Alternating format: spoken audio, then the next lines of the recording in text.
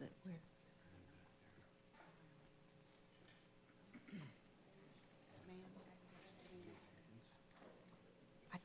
Good morning. The Tuesday, April 8th, 2025 regular Board of County Commissioners meeting will now be called to order. We'll begin with a moment of silent reflection for the first responders and members of the armed forces, followed by an invocation by none other than Commissioner Darrell Law, Vice Chairman, and then I'll be having the honor of leading us in the Pledge of Allegiance to the greatest nation on earth. Please rise.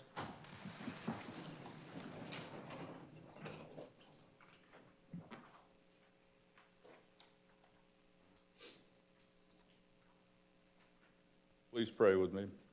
Our Heavenly Father, we woke this morning to wonderful spring showers. We know that you provided that much-needed shower. Father, we're also reminded in Mark 4 that you do, in fact, calm the storms of a stormy life that the agency and others perhaps are endeavoring. Father, we ask for prayer today, not only for our children, our seniors in the VNA, but as well as our first responders and our 911 operators. Father, always in service with you. Amen. Ladies and gentlemen, please join me in the Pledge of Allegiance to the greatest nation on earth, the United States of America, home of the free because of the brave. I pledge allegiance to the flag of the United States of America and to the republic for which it stands, one nation, under God, indivisible, with liberty and justice for all. Thank you all.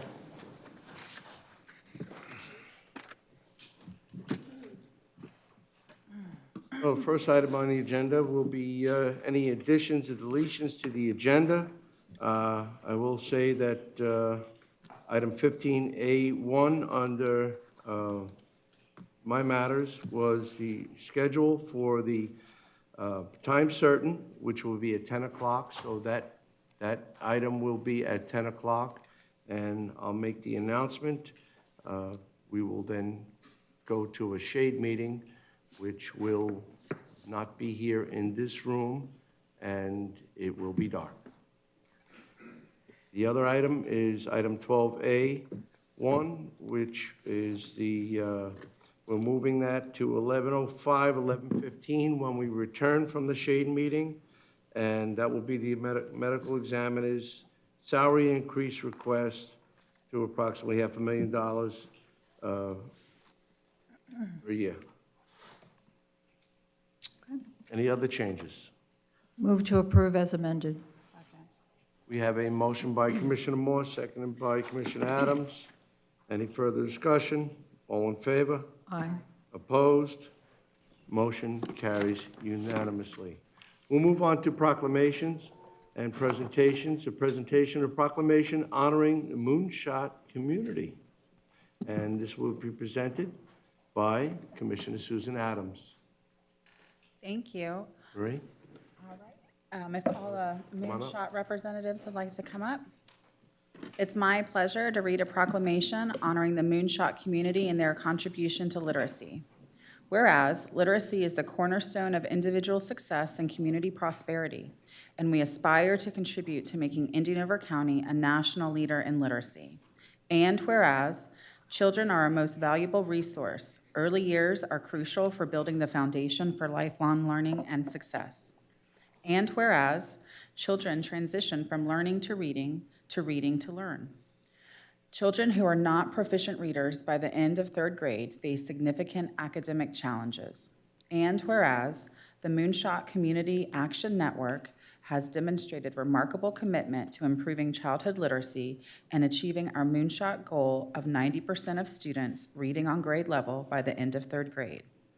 And whereas achieving the Moonshot goal requires a community-wide effort, as approximately 45% of children enter kindergarten unprepared. We must support families as their children's first teachers, providing them with the necessary tools and resources. And whereas March is National Reading Month, providing an opportunity to emphasize the importance of literacy for all ages. Now therefore, be it proclaimed by the Board of County Commissioners of Indian River County, Florida, that we recognize the vital contributions of the Moonshot community within Indian River County and its commitment for ensuring children's success and literacy. Adopted this 8th day of April, 2025, and signed by all 5 county commissioners. Marie? Thank you, Commissioner Adams. So I'm Maria O'Brien, I'm with the Learning Alliance. We're the managing partner of what's called our Moonshot Community Action Network. And I've got some of our Moonshot Community Action Network members here, and I see some more in the audience. But whenever you have a problem as complex as literacy, it takes, we know schools can't do it alone. So it really takes an entire community being together. So we want to thank each of you for being literacy leaders on this journey, for the support you've given us. We know that this really, it starts, we used to say from birth, but Megan's helped us understand it starts prenatally. And because it is a group effort, I asked Megan if she would share a few words too, and then we'll share a short video, because there's been so much national attention coming to our county because of the work that's being done here. Good morning, everyone. Thank you so much. So imagine a world where every child has the opportunity to unlock their potential through the power of literacy, where neighborhoods and families flourish because reading and writing is not just skills, but shared values that uplift us all. By prioritizing literacy, we are not only investing in the future of our children, but also in the strength and resiliency of our community. Together, we are part of a movement that transforms lives and fosters culture and living and growth. Thank you for embarking on this Moonshot journey with us. Your commitment to the catalyst for change is paving the way for generations to come. Thank you very much. Did you want to show the movie, and then we'll do? All right, thanks. It's no longer hidden. Literacy is a huge problem in America. Throwing money at it hasn't solved it, and expecting the schools to do it alone has only made it worse. Only 35% of our nation's third graders are proficient at reading. We're leaving a whole lot of kids behind. The system really wasn't designed to look after all kids. When we don't get them at the right time, society pays. It's easy to point out the failures, but who is out there doing something about it? There's a county in Florida that's taking the literacy crisis head on. Indian River County's kids were struggling, and their families and schools were stuck in a harmful cycle. Too many of their kids weren't thriving. We can no longer, as a country, expect the American dream to be available for those kids in today's economy. We all want our community to thrive. We want our country to thrive, but it all starts with literate children. And these two moms could not get their kids reading. We both had boys who were struggling in school, and having it be so hard for them and nobody to help me was awful. And with money, you can go get tutors, you can bend over backwards, but it's not fun. And without money, God save them. In response, the Learning Alliance was started. We were just two crazy moms and a philanthropist looking for a place to bring money and solutions. And they set a goal for their community. Because Liz said, I said, well, the research will point to 95% of our population can be proficient readers. Let's set an easy goal. Let's dial it back a little bit and go with 90%. With their county around 45% and the wealth disparity, this was an ambitious goal. they probably think we're nuts, right? We are. But they were inspired by JFK's call to reach the moon with no known path, so they called it their Moonshot Moment. We choose to go to the moon, not because they are easy, but because they are hard. Because that goal will serve to organize and measure the best of our energies and skills. It's a big, ambitious goal. Nobody knows how to get there. But the community adopted the Learning Alliance's vision. So to have this Moonshot goal, it's all hands on deck. A major movement in our community. It's unified, everyone. We break barriers. We want to have 90% literacy by 3rd grade. It could be life-changing if we crack the code. We'll change everything. It'll change a child, a family, the community, businesses, everything. They bet on the idea that pouring tons of resources into the prenatal to 3rd grade development of their kids would trickle up through their families and schools, ultimately transforming their community.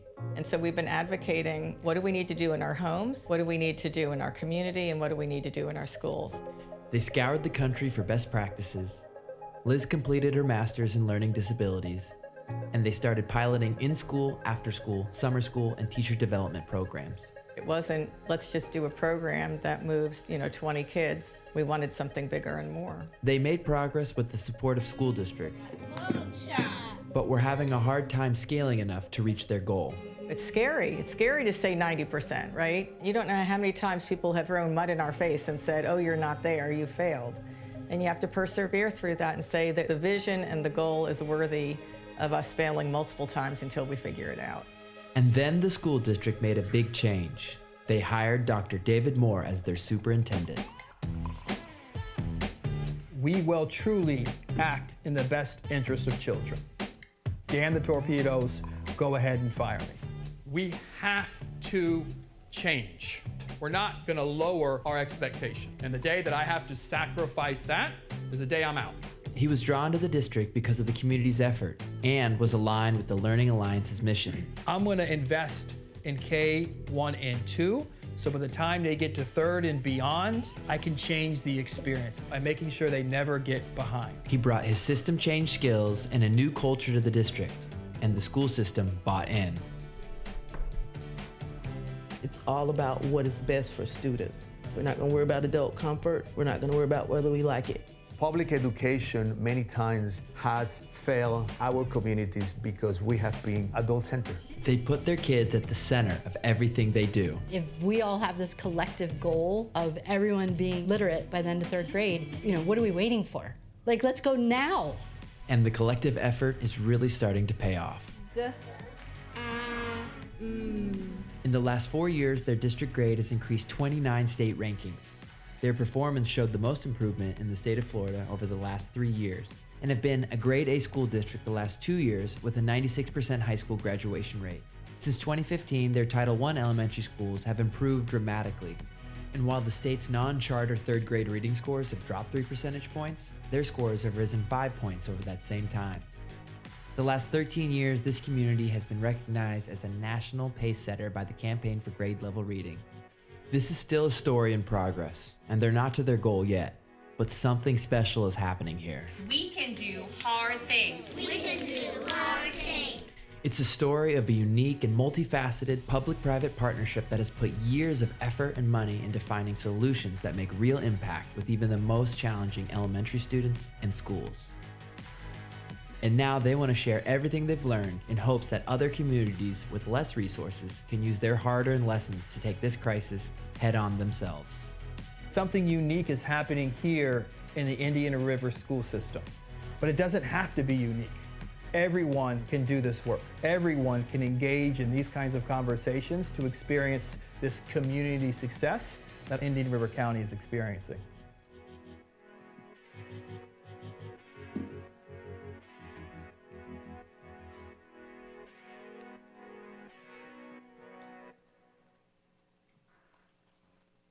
So that's the teaser video for the documentary series. It's going to be out this summer.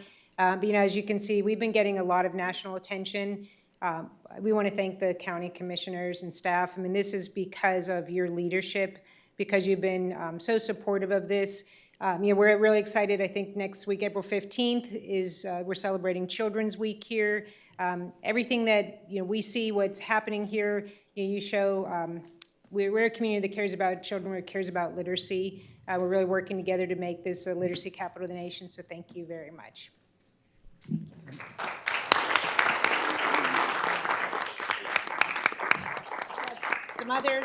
Thank you, Marie. You want to bring everybody up? Thank you for all you guys do throughout the community, throughout the year.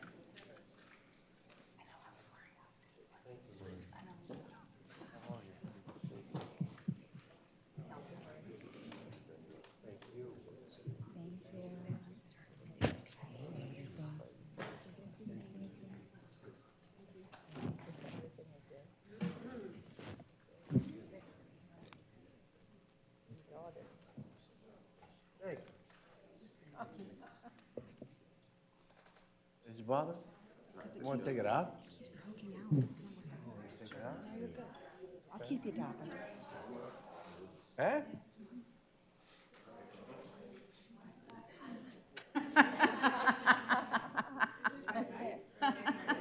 Well, how you gonna Well, the short one always has to be in front of me anyway, so. put him in the middle and then we all disappear?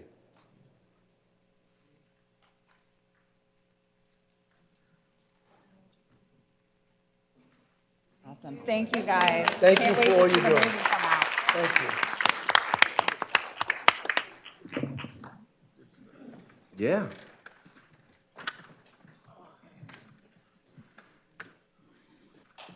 Next item is a presentation proclamation recognizing 2025 in April as the 50th anniversary of the Visiting Nurses Association of the Treasure Coast, and that'll be presented by Commissioner Joe Ehrman. Commissioner. We have, then where's the VNA folks? We got, come on. Yeah. I'm going to read the proclamation, and then y'all just say whatever you need to say. All right. This is a proclamation recognizing April 2025 as the 50th anniversary of the Visiting Nurses Association of the Treasure Coast. Whereas the Visiting Nurses Association, VNA, of the Treasure Coast is celebrating 50 years of providing excellent home-based care in our community, providing patients with the highest quality care regardless of their ability to pay.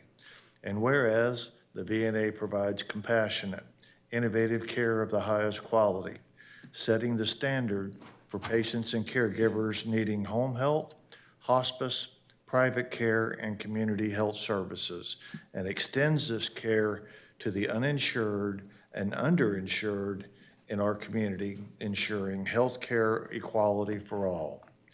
And whereas through the generosity of donors, the VNA and Hospice Foundation is able to support the programs and services of the VNA of the Treasure Coast, including the VNA Hospice House, VNA Mobile Health Clinic, charitable care, music therapy, and Camp Chrysalis. And whereas the VNA's core values are integrity in all our actions, collaboration with our community, accountability to those we trust, respect for all people, and excellence in all we do. And whereas the VNA's why statement is collaborating as a team to provide excellent care to patients and families with integrity, compassion, knowledge, and love so that patients experience optimal quality of life at all times. Now, therefore, be it proclaimed by the Board of County Commissioners of Indian River County, Florida, we recognize the 50th anniversary of the Visiting Nurses Association of the Treasure Coast and their significant accomplishments and impact to the residents of Indian River County, adopted this 8th day of April 2025 and signed by all 5 county commissioners. It's outstanding. 50 years for all y'all have done, everything is just outstanding. And these are some of the true leaders of our community also that have taken this on for many years, and they've just done a great job. You can never help enough, and you can never heard anybody ever say anything other than how great VNA is. So we thank you for what you do. Well, we thank you. We thank you very much. I don't know, everybody knows Anne Marie McChrystal. I don't think she needs an introduction.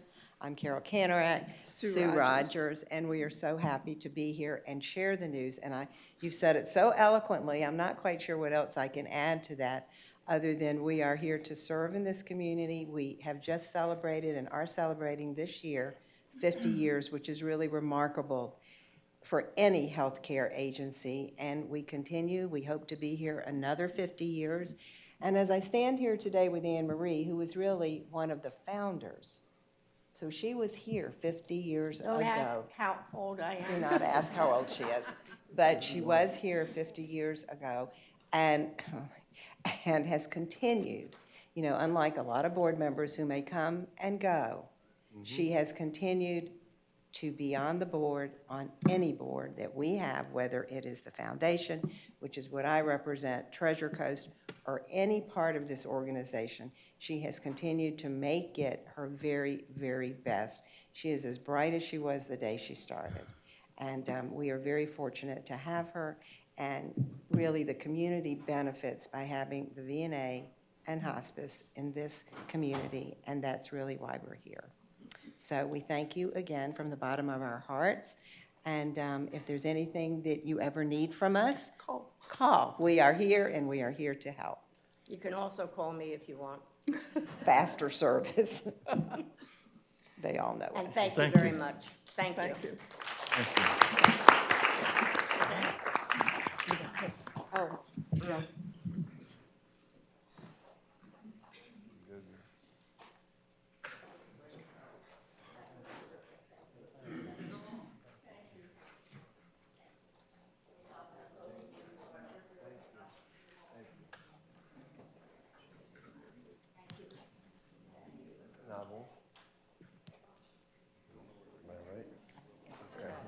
Checking for the pictures. Hey, you got me. No. Probably not.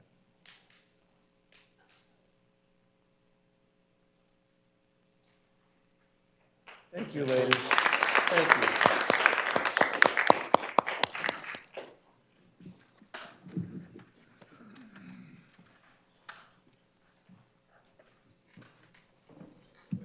Next item is a proclamation recognizing National Public Safety Telecommunications Week. That'll be presented by Vice Chairman Law, and I believe we have a few recipients. I see most of the team. Why don't you all come on down? Good morning. Good morning. Good morning. Come on down. Good morning, Sheriff. Good morning. Thank you, Mr. Chair. It's an honor and a pleasure for me to read this proclamation. As I think this body realizes that the training that all law enforcement and fire has starts and includes situational awareness. And the situational awareness begins with a 911 call when our dedicated men and women recognize and realize the nature of the call. Perhaps they've had that call before from that same individual. But they, friends, are the preamble to the law enforcement and firefighters arriving on the scene. So for that, I say thank you. This proclamation recognizes National Public Safety Telecommunications Week, whereas emergencies can occur at any time that require police, fire, EMS, and whereas when an emergency occurs, the prompt response of local police officers, firefighters, and paramedics is critical to the protection of the safety of life and property within our county. Whereas the safety of our police officers and firefighters is dependent upon the quality and accuracy of information obtained from the beginning of the call when those telephone calls come into the Indian River County Sheriff's Office Dispatch Center. And whereas the public safety dispatchers are a vital link for our police officers and firefighters by monitoring their activities, providing them with information, and ensuring their safety during their duration of their shift. Whereas the public safety dispatchers of Indian River County Sheriff's Office has contributed substantially to the apprehension of criminals, suppression of crime, and treatment of patients. They are knowledgeable and highly trained individuals who work closely with police, fire, and the medical personnel. Whereas each dispatcher has exhibited compassion, understanding, and professionalism during the performance of their duties this past year, and whereas, now listen to this, the Indian River County Sheriff's Office Public Safety Dispatch dispatched over 161,000 calls for service for law enforcement and an additional 36,000 calls for fire. 63, almost 64,000 911 calls, and well over 100,000 administrative calls that are answered after the normal business office hours are closed. Now therefore be it proclaimed by this Board of County Commissioners of Indian River County, Florida, that the week of April 13th through April 19th, 2025 be designated as National Public Safety Telecommunications Week in Indian River County in honor of the men and women who chose the diligence and professionalism to keep our county and citizens safe. Signed this 8th day of April 2025 and signed very proudly by all 5 county commissioners. Thank you, Sheriff. Thank you.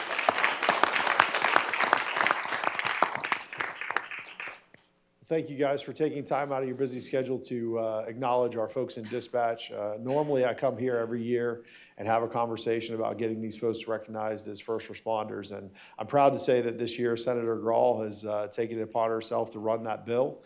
And things are moving. I'm not sure where we're going to end up by the end of session, but I think that we're making a lot of good progress on that. And people are starting to really take notice that our dispatch team are first responders. They're the first responders. They're the ones who pick up that phone call, who never get closure, who don't know what happens many times on the other end, and they move on to the next event.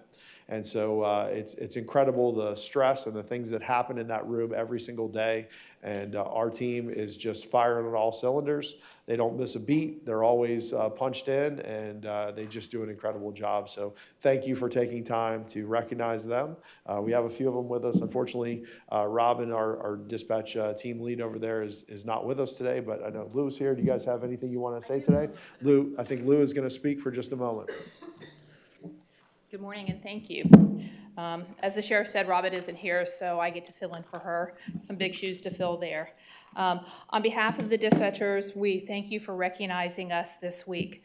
This year, we're going to do something a little bit different. I'm going to give you some quick statistics. An average citizen will experience approximately 6 traumatic events in a lifetime, whether it's a death of a loved one, an illness, an injury, etc. An average deputy in Indian River County will handle between 10 and 20 calls for service every day. A dispatcher will handle 100. Not all of these calls will be traumatic events. However, when looking at the big picture, if just one traumatic call a week, 52 weeks a year, over a 20-year career, that dispatcher has handled 1,040 traumatic calls. Let's stop and think about that for just a minute. The average person, 6 traumatic calls in a lifetime, a dispatcher 1,040 in just a 20-year career. Not all of these traumatic calls are of our own. However, we're still invested in the event. We are the ones that are talking them through, calming them down, listening to them cry, while at the same time getting them the help that they need, whether that's an ambulance, a fire truck, a deputy, or providing life-saving skills. Once a unit arrives on scene, our part may be over. However, the effects that it has on us is not. It's not a light switch that you turn off. Some of these calls will last with us forever. In order to help the next caller, we push it down, we suppress our feelings, and we swallow our tears, and we move on.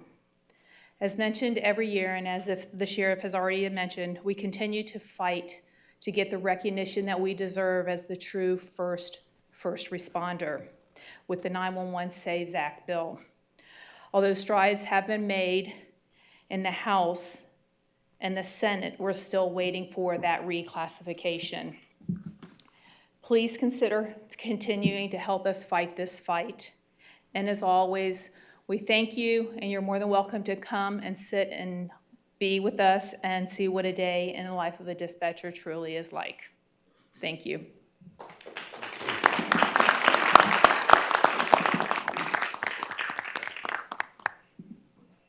Thank you for that invitation.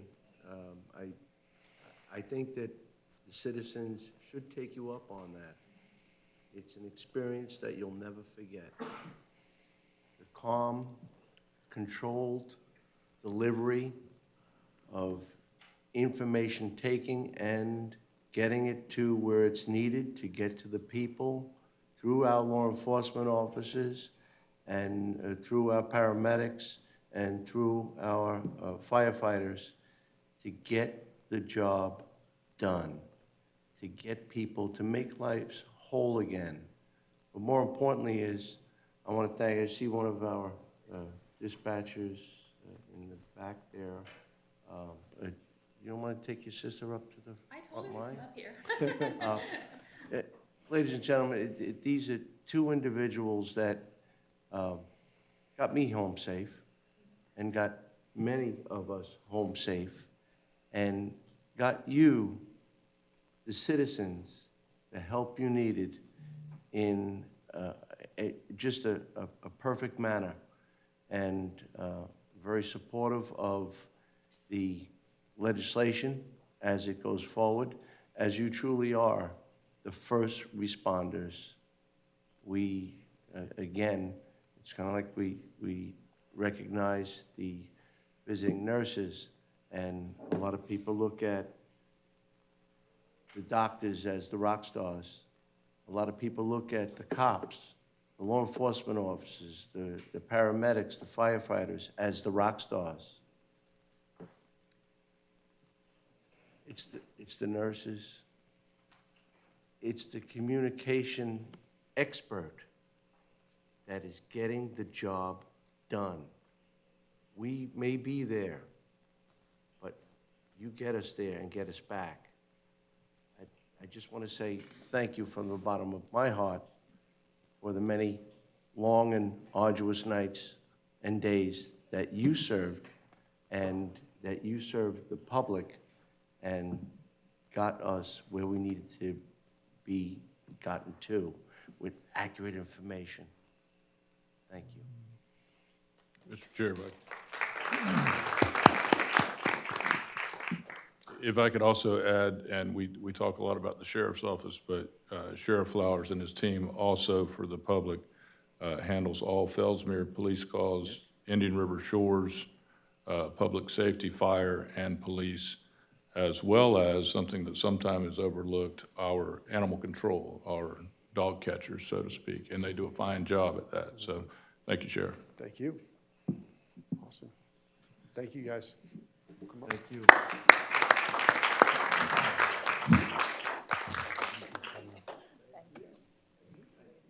Sheriff?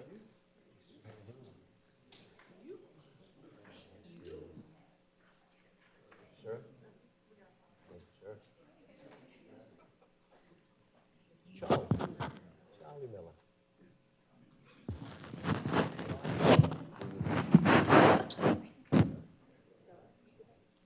I know, you never retired.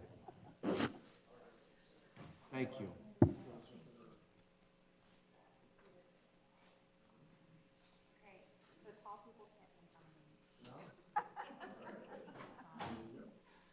Tom. They can be in front of me. See, I need a stool back here.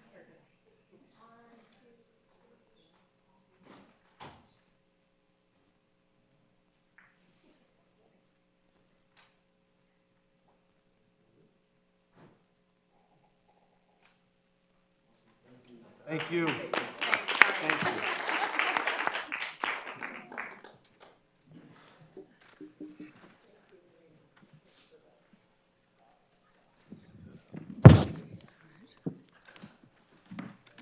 Covered a lot of positive ground, and speaking of ground, we do have a Flood Awareness Week presentation. Last week, last meeting, we presented a proclamation, and we promised that we would have a presentation today. Good morning, Adi Javed.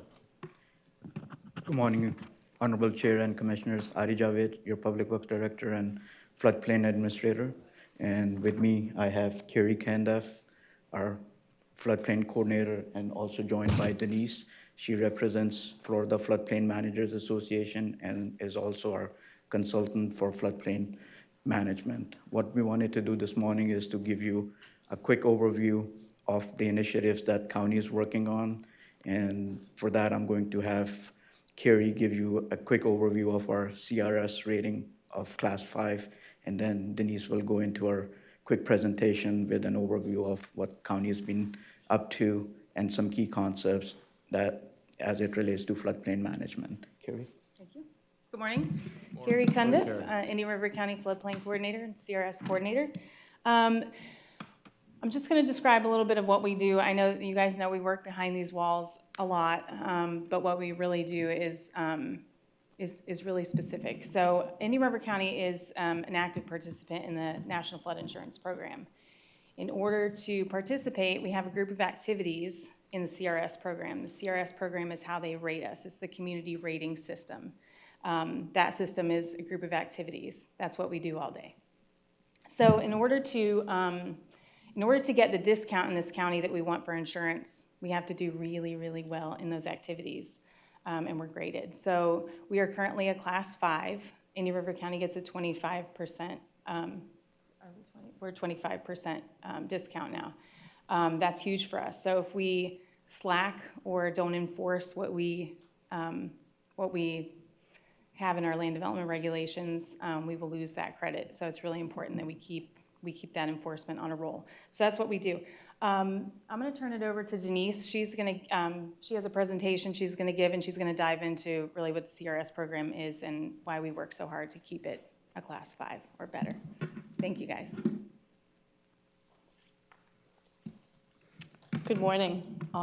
Thank you for allowing us to present this morning. Again, my name is Denise Boning. I'm a certified floodplain manager. I'm also an associate in the National Flood Insurance Program. And first off, I would like to congratulate all of you for having proclaimed Flood Awareness Week as the first week in March.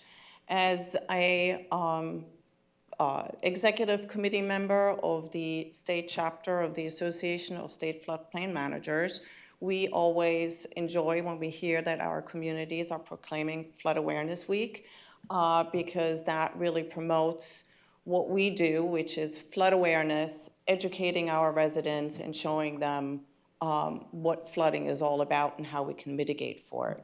So I would like to just present briefly what specifically Indian River County does to promote flood awareness, what we do in our floodplain to regulate and protect our citizens and our properties from flooding. So let me first start off with what is the National Flood Insurance Program. I think most of you know. It is a voluntary program that most of the communities in the state of Florida participate in. And by participation, we agree to abide or comply with certain minimum standards. These minimum standards are regulated in the Code of Federal Regulations.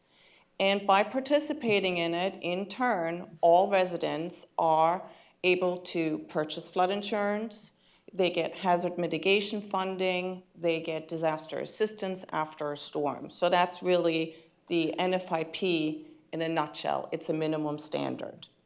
Now, a lot of communities also participate in the Community Rating System program, which is also voluntary. However, the CRS program requires communities to comply with higher standards.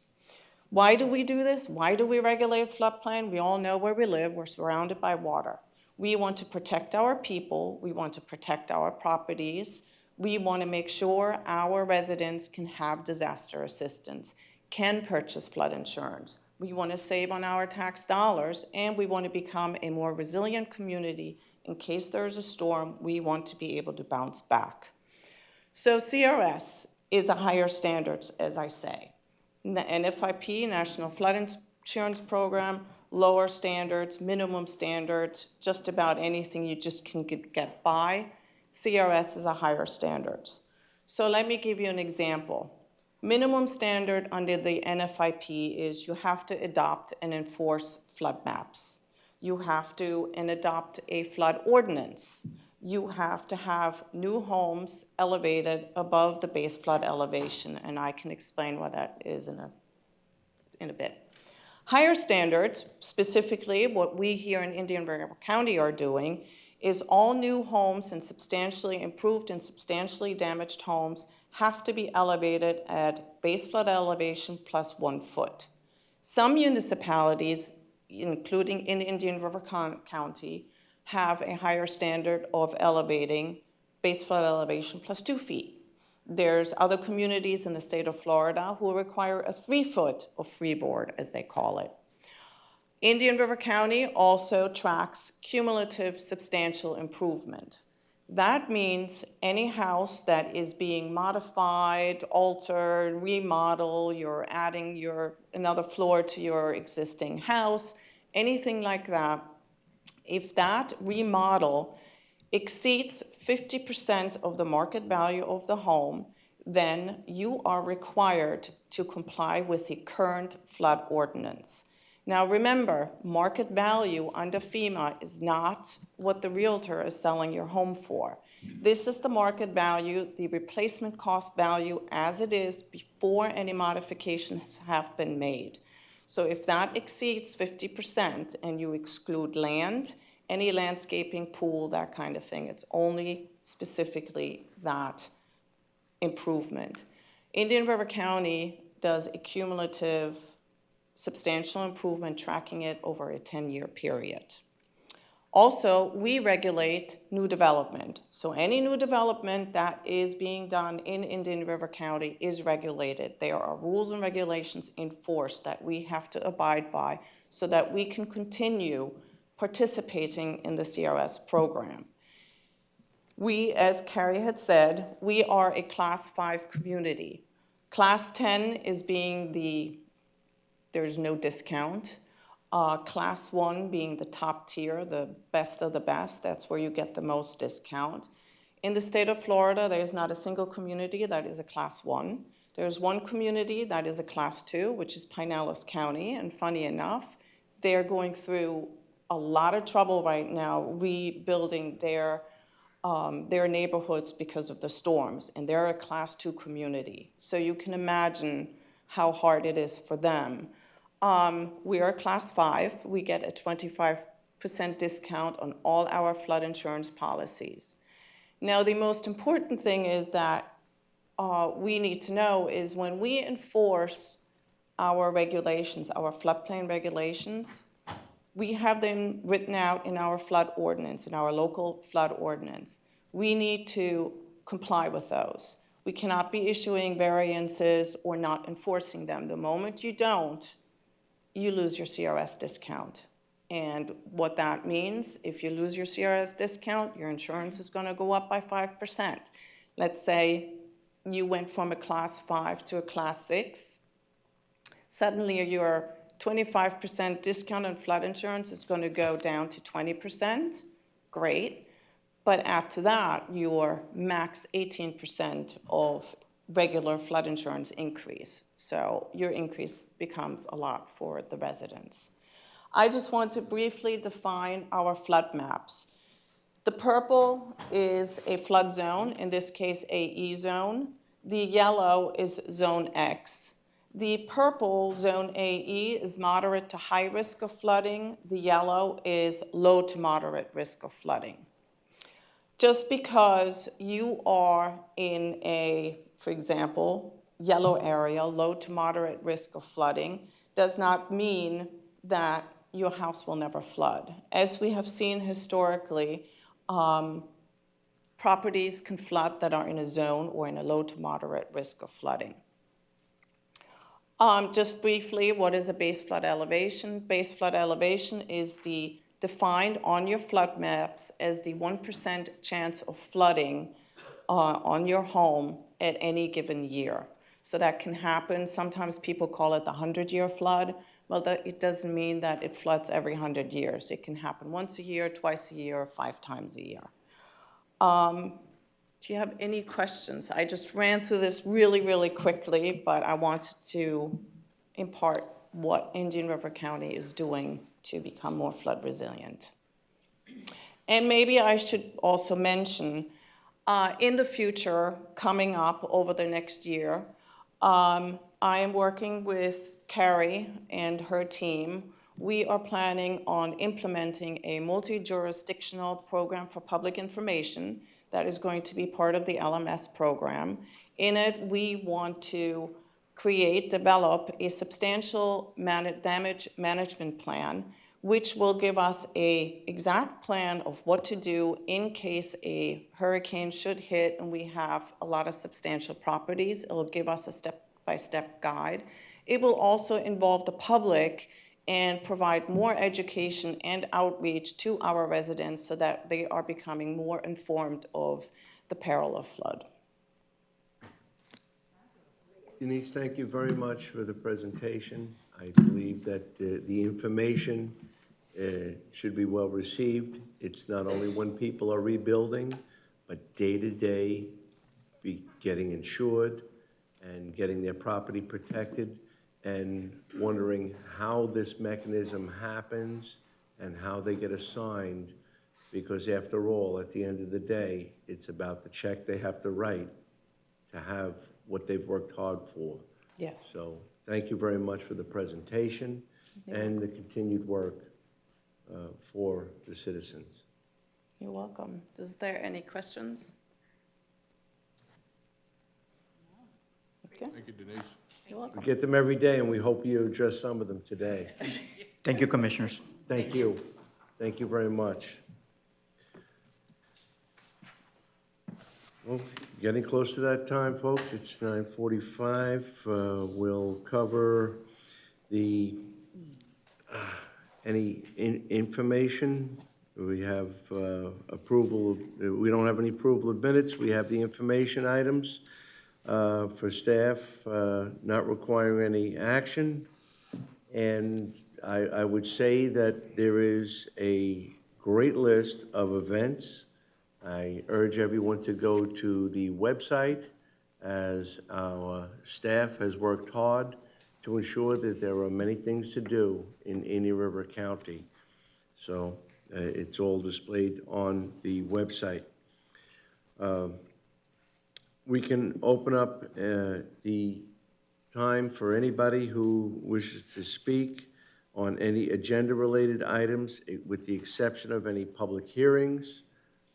Again, this may be brief, as we have to gear up for the shade meeting.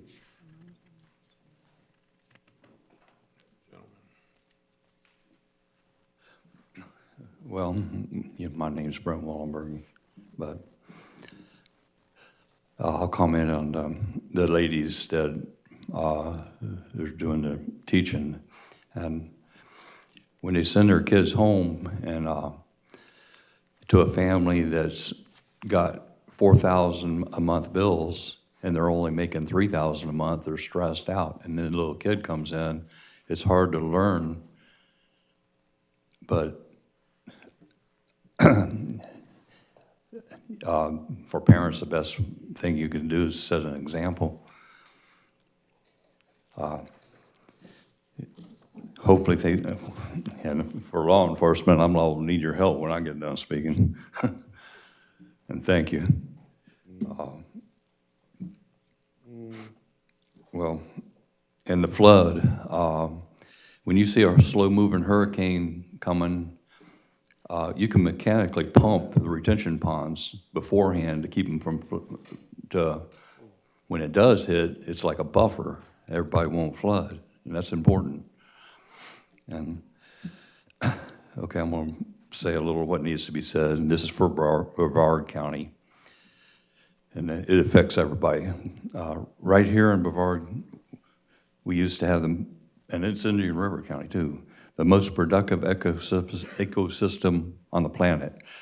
President Nixon said, "Don't listen to what we are saying, watch what we are doing." In an effort to buy votes, Governor DeSantis swooped down from Tallahassee days before the election and gives $400 million to build stormwater treatment plants to remove all the nitrogen and phosphorus from the lagoon. Nitrogen and phosphorus are essential for life. They say they are trying to save the lagoon, but their actions say they are trying to kill the lagoon. Ronald Reagan had a saying, "The scariest words on earth are, 'We are with the government, and we have come to help.'"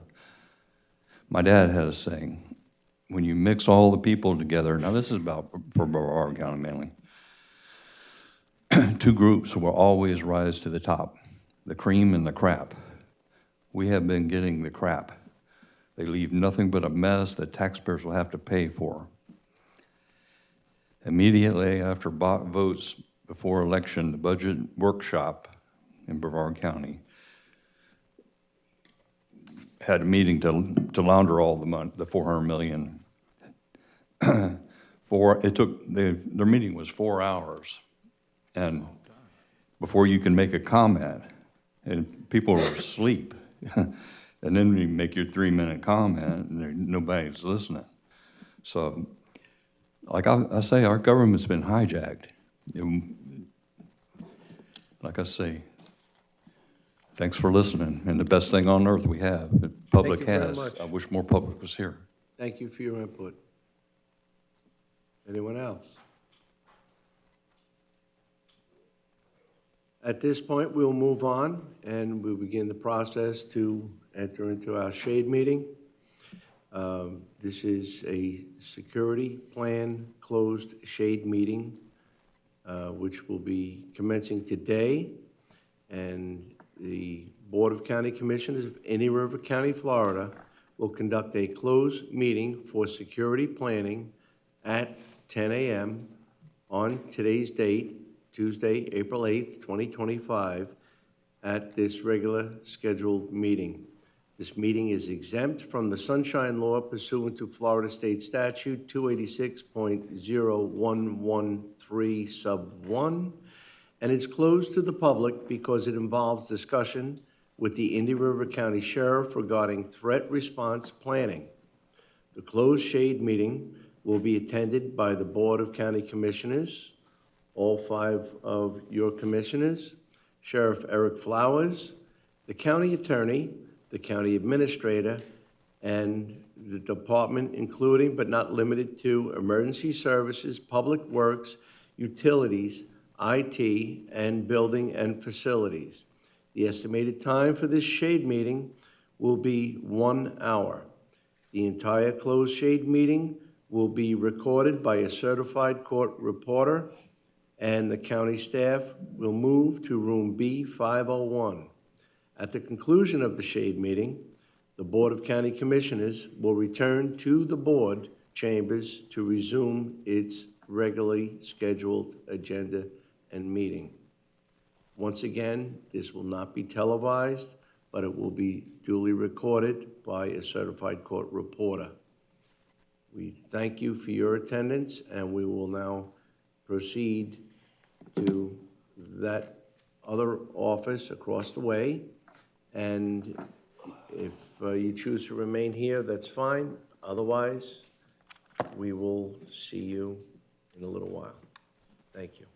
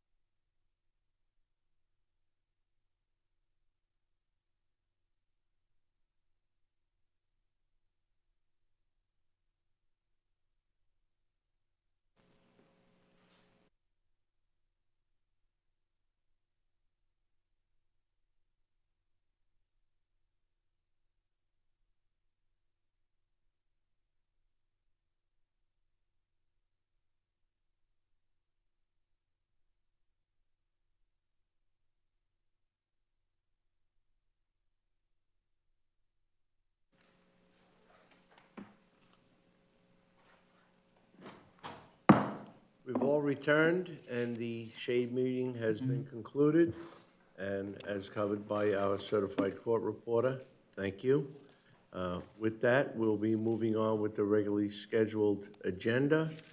And the next item, before we get to the consent agenda, I think we need to move forward with the discussion on the ME's matters, and we'll turn that over to the county administrator.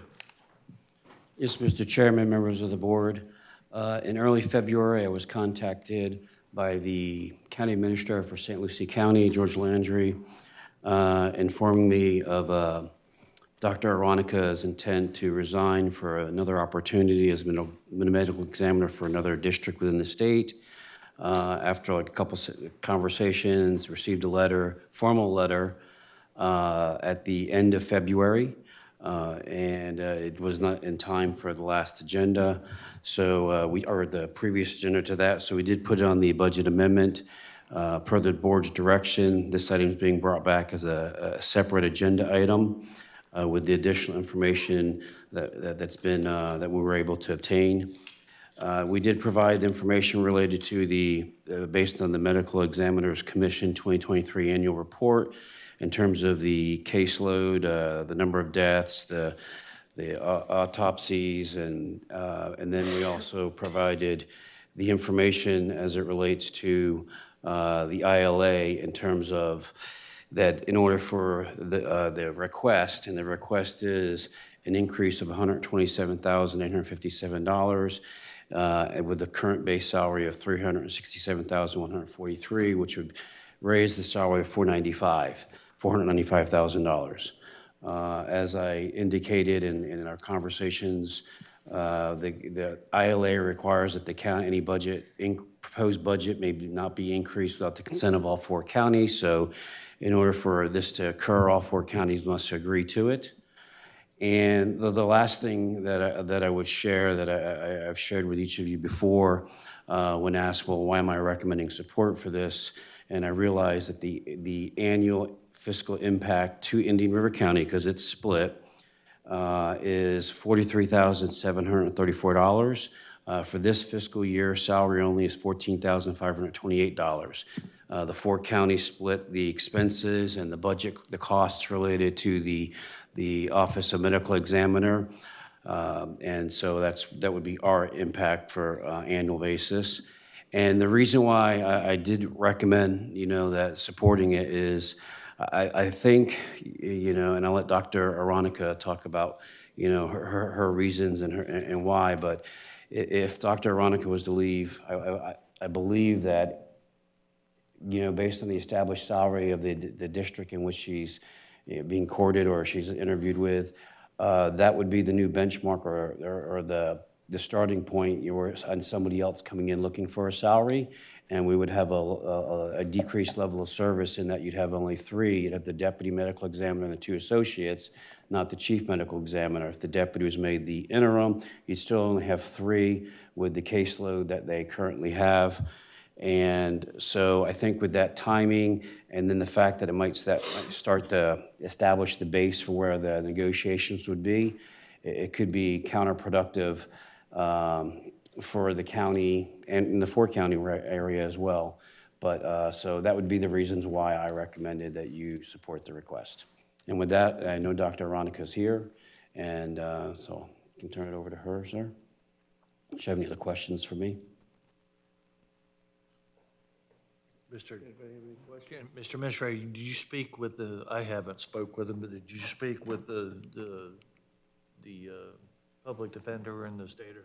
So Mike Zito spoke with State Attorney Backendall, and I spoke with the public defender, and I'm Liddy, and asked, because some of it's in the agenda item, but by way of background, in January of 23, a survey is sent out, which is at the end of the first appointment, 3 years, 3-year appointments, that goes to the state attorney, public defender, it goes to the sheriffs in the respective counties, the commissioners, actually the funeral directors, many of them, and then the Medical Society, and that survey indicated that, everybody was supportive. So she's currently in an interim status waiting reappointment, but there's about 7 of them that are waiting reappointment from the governor, but they have been recommended for reappointment. So, but we did speak with those 2. Also spoke with the sheriff, our sheriff, and I did speak with St. Lucie County Administrator again, and he indicated their sheriff was supportive.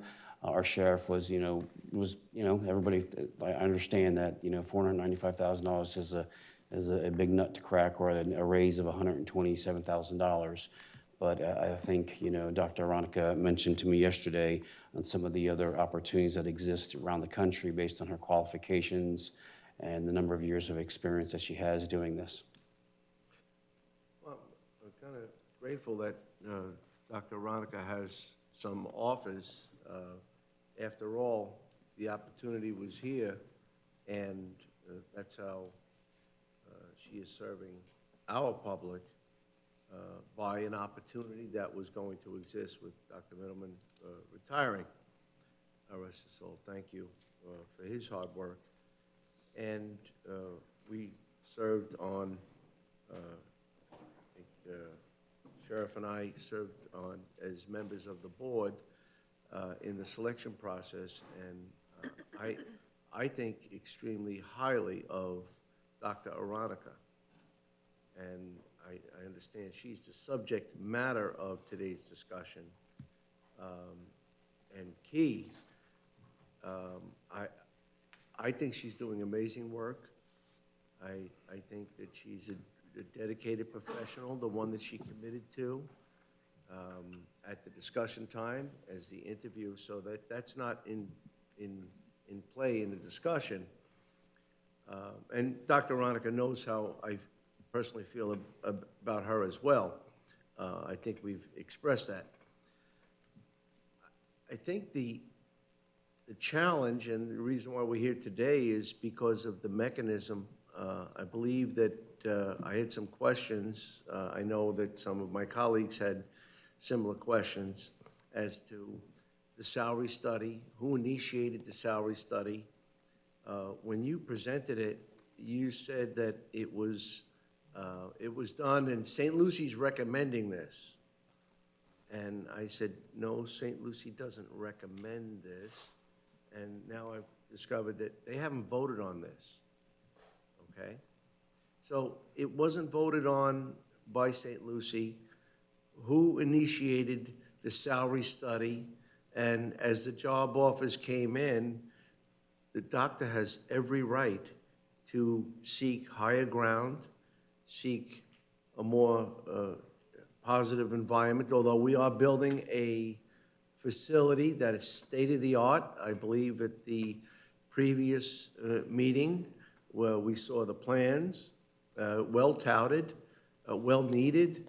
The environment that the medical examiner is working under and has worked under for many years has been a challenge. I have been in the facility. I don't know, I believe at least one of my colleagues has been in the facility in the rough conditions with the way the appearances are, but more importantly, where the operating procedures are being able to be implemented. So that's not in question. We're going with a state-of-the-art building. And the workload, I don't know if that has changed, but again, the conversation, it was the delivery. You were aware of something, you got correspondence, and we did not get that correspondence. And when I asked you, you said, I thought I gave it to you. I thought I gave it to you. These are 5 county commissioners making a decision that was purported as a decision that was already suggested, approved, and recommended by another county. Okay. The hosting county, as we deliberated during the selection process, that they would run that operation, but no information. In addition, I mean, the State College is there. We're very grateful that we have the opportunity to have a facility there. But was this a St. Lucie decision? And when I asked, you said, yeah, they're just recommending it. We had no backup. Now we have an abundance of backup. And I want to thank all the constitutionals and the other related individuals who have stepped up to the plate and gave their opinion, as well as the state organization as well. And I'm very grateful that Dr. Aronica is here.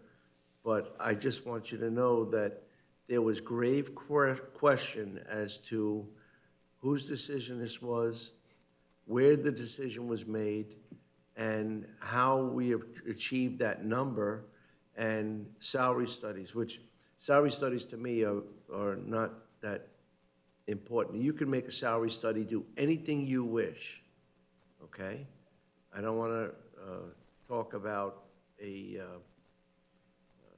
facility in Orlando for entertainment, but you can throw their magic right into this and do anything you wish. You can make anything, statistical data, you can make anything you wish appear to what you wish to have it appear to be. So salary studies to me, as we learned with our own organization, it's what they recommend. That is not enough. And also the fact that we were told that this was decided upon and it felt too engineered to not to be broken down and have a discussion as we're having today. So I just would like to clarify, I did mention at the last meeting is that the county administrator contacted me because, yes, by the ILA that we're supposed to receive public notice, any correspondence, it all happened by virtue of a phone call, but the county administrator for St. Lucie had indicated to me that he had the support of the other county administrators, and they were seeking whether or not I would support, in moving forward and bringing it to the board. And after reviewing and kind of seeing how the county had done this in the past, hadn't been done, and so it was identified on the budget amendment. It was a single line item, and it was discussed with each commissioner, a lot of what we just talked about. And yes, I do realize that what I thought I did not do. I did not provide a copy to you all in advance of the letter from George Landry. I understand that. And I apologize for that, but all the information that is being conveyed today generally was being conveyed back then. The only difference from 3 weeks ago is we did the research, we contacted the medical examiners just to validate everything that was being said. The one differentiation is the belief that there were 7 openings. They were actually 7 interim appointments. There's really only 1 opening. The reason why there's 7 interims is because there's a waiting list, or not a waiting list, but they're waiting on the governor to do the reappointments. So there really is only District 8 that's open, because that ME took a position and was appointed by the governor to District 2. But you do realize that this was not the customary approach to deliver the information, and the fact that the administrators determined where this was going, and there was a salary study, that was all done without knowledge of the commissions that the doctor serves. I'm not sure there is a customary way this would have been done, because again, I did seek the guidance on how we did it in the past, and there wasn't much there. So then we looked at the statute, and we discussed whether it could be done by virtue of budget amendment or a separate agenda item. And then, again, I apologize to the board that I didn't provide the letter that I had. That's all I had, and it was the salary data was, mined by St. Lucie County. Sheila's been trying to verify the salary data. We've not gotten the full response yet, but we do know that what the established salary is for the District 8 medical examiner position that's currently open. Mr. Chair. Thank you. Mr. Vice Thank you, Mr. Chair. I just want to bifurcate two things real quick. One is separate, distinct, is the new building that this body has approved, and Dr. Veronica was involved in a lot of that. For the administrator, again, nothing to do with her contract, but does to do with her working conditions. How much has been budgeted? How much have we paid into that so far? So we have budgeted $5.5 million, and we share in the expenses of that based on the formula, but ours is $5.5 million. Right, so that'll be state-of-the-art, probably the nicest in the state of Florida is my guess. It's not going to have certain things. I mean, we're not going to do a CT scanner, which is what would be considered top, like certain offices do have those. But we will have exactly what is needed for this, this district. So it will be going in it will be a very, very good facility. Understood, Doctor. I appreciate that, which would lead me to think that upon completion of that would be probably attractive to other doctors, including your subordinate doctors. One thing that I just found out today, this morning, the administrator said he received a call from the county administrator of St. Lucie in early February. First week. February 24th? No, he said early February. Yeah, it was like, and then 3 weeks, he followed back up with me with a formal letter because he was having continuing dialogue. Was my understanding. It says early February is what he just said. Then February 24th is this letter. We find out February 28th.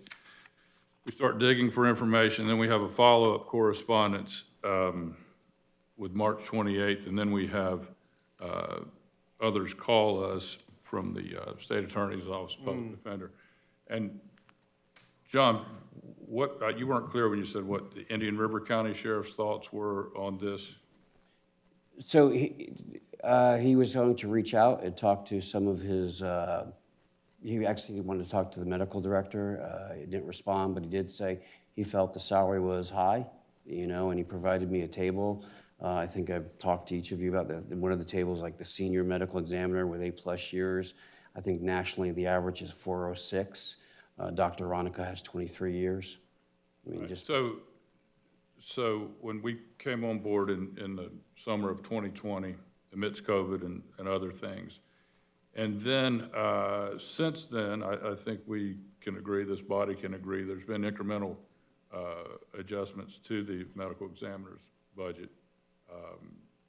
District 19 of the 25 districts in the medical examiner's community.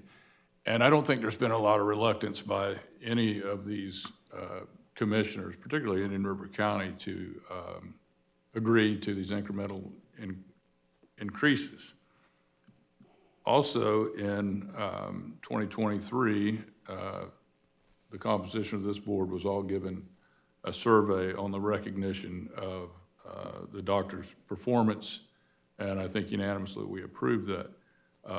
One thing that was not brought to our attention in, as far as I know, 22, 23, 24, was any type of major adjustment to the chief medical examiner's salary.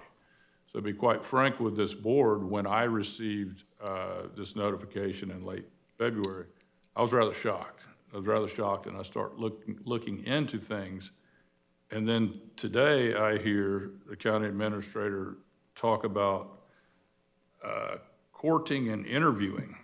Now, courting and interviewing with whichever district, and the doctor will talk about this, I suppose, makes me wonder on this entire timeline. Now, the timeline, in my mind, is a little mixed up because we don't know when the conversation started with her, St. Lucie administrator. We know for a fact when these 5 county commissioners were informed of this. So the question is, was there this drastic increase of 35% with a proposal of her salary of almost $500,000? Was that during the courting process, after the courting process, after she was perhaps offered a job? We didn't hear about a significant increase in 23 when we agreed and it went to the governor's office. In fact, in the budget hearings of '24, there was no, and by the way, we kindly obliged to the incremental increases, and I see this year's an 8%. So I'm confused on how we go from everything's relatively calm, forget about the, $20 million building that is going to be nice, because any of our doctors would work there. I just don't understand the leap. And furthermore, my philosophy is if you have, and I don't know about the other board, if we have an employee that comes to us with a specialty, no doubt about it, we were on the interview board, qualified certain qualifications that other medical examiners do not have. But board, if we can think about the doctor's accomplishments, what she does, it's not a kittens and puppies job. We agree with that. But if we put that position over here and we think about any other profession,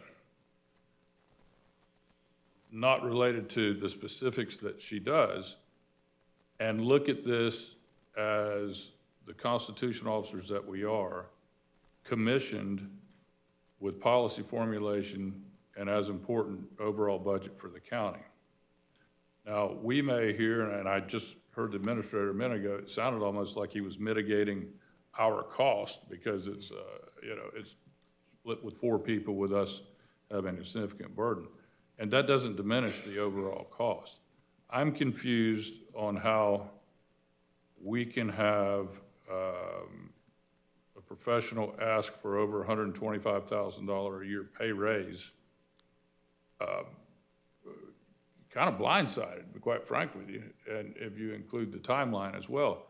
And if we have an employee that's going to say, either pay me or I'm leaving, we're putting in a tight spot, and do we sit back and say, well, if she gets this other job, good for her, perhaps less work, don't know for sure. One correspondence we have said that you conducted over 900 autopsies. Well, the next correspondence says a little over 600. So we're having these disparities not only in the product, but the volume. And then somebody wants to compare other areas of the state to what we have on the Treasure Coast and say, well, this person can make more money at a certain area. Well, if we're chasing the dollar, friends, maybe that's not exactly what we're looking for, because incrementally we haven't heard anything. Now, myself and the chairman sat on the selection committee, and trust me, we know how hard it is to find a medical examiner in the United States of America. We know that, and the doctor knows that. And I can tell you the interview process that we went through was truly eye-opening. She clearly stood out from the other candidates. We had candidates that were nationally recognized on television and had done incredible things, and if they walked in the room, you'd probably recognize them. But at the end of the day, we are tasked with looking at every position that we have some type of influence on and wonder how we can have a 35% increase over $125,000. In my research, albeit short with the time frame that I had, when we look at similarly situated, even if they're perhaps not, let's say an orthopedic surgeon, for example, he or she has overhead, he or she may or may not have employees, he and she has certain insurance that they must maintain. They have a variety of expenses. Just so the body knows, with respect to medical examiners, yes, highly trained, very, very important position, one of the most important probably in the United States. They have zero overhead. They have zero insurance. We are paying for that. We are paying for their personnel. we're offsetting their health care, unlike the private sector. We're offsetting their workers' comp, unlike the private sector. We are doing all of these things. Essentially, commissioners, this is it's a turnkey operation. In other words, and from cellular phones to automobile allowance to the like. So we can't compare the private to the public. That's one thing. But what we can look at is, are we making a huge leap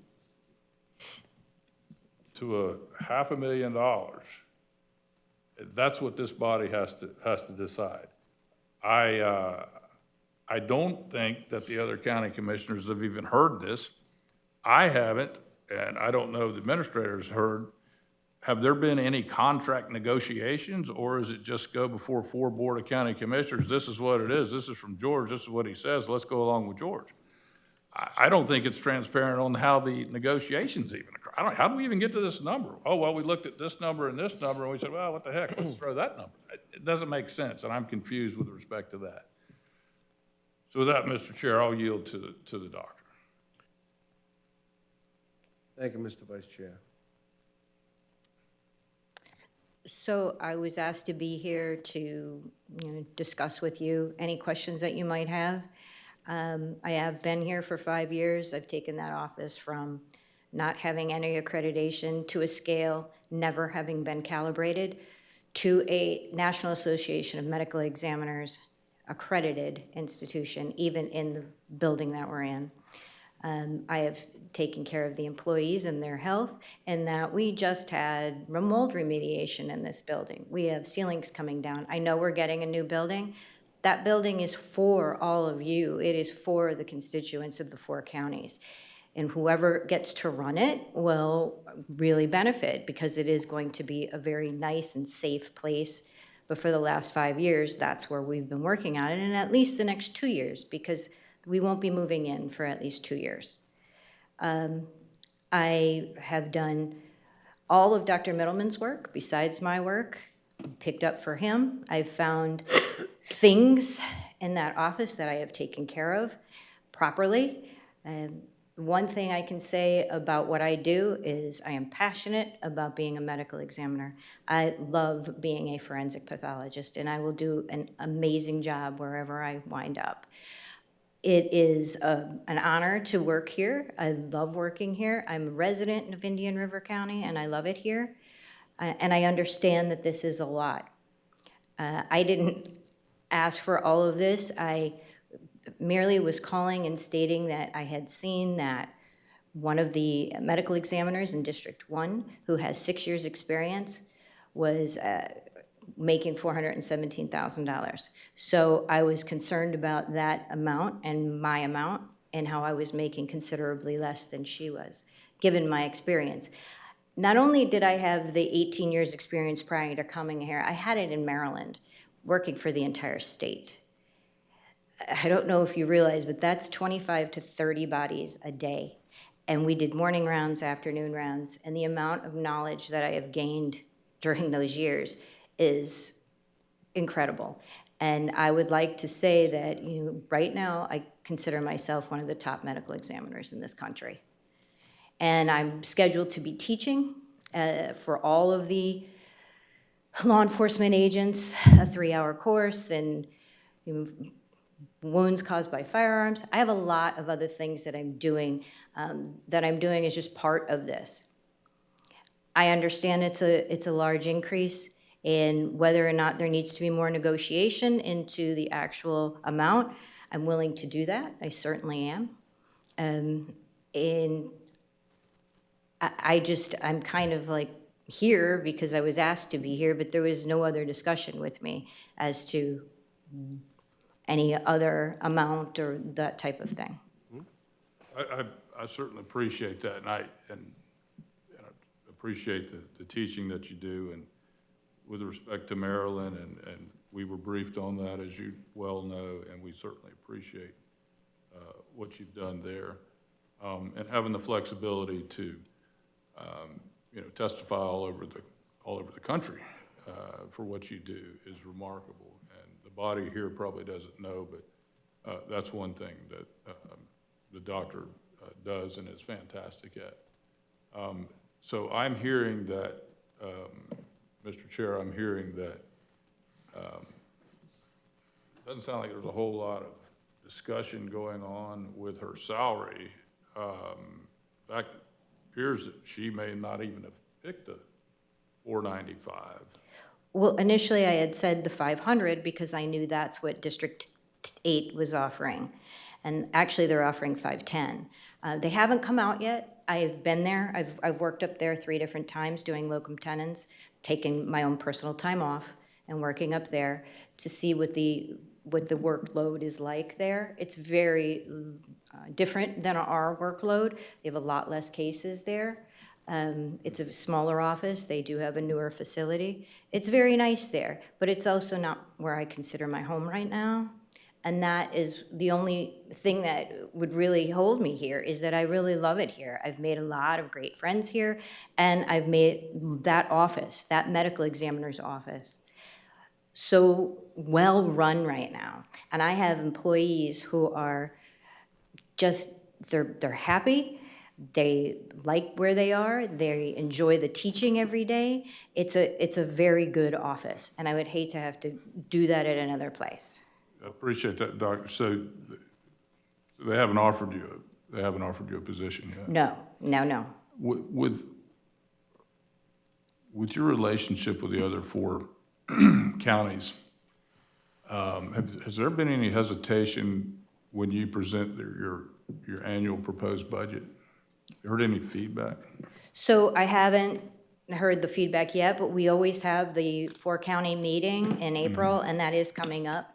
So that is there. And the only reason, I put that number in there into that is because I didn't know what to do as far as what number to put in for my salary. Because they did come back and say, well, would you consider, doing a little bit less, and then with your 5% increase with your COLA, it would bring you up? And I said I would. But discussing other amounts, we hadn't discussed that. Right. You mentioned something about, what did I hear, 416,000? That's Deanna Oleski. I have her budget here. We're very comparable. That's District 1. And her budget in what she's getting, and again, she's got 7 years' experience. Right.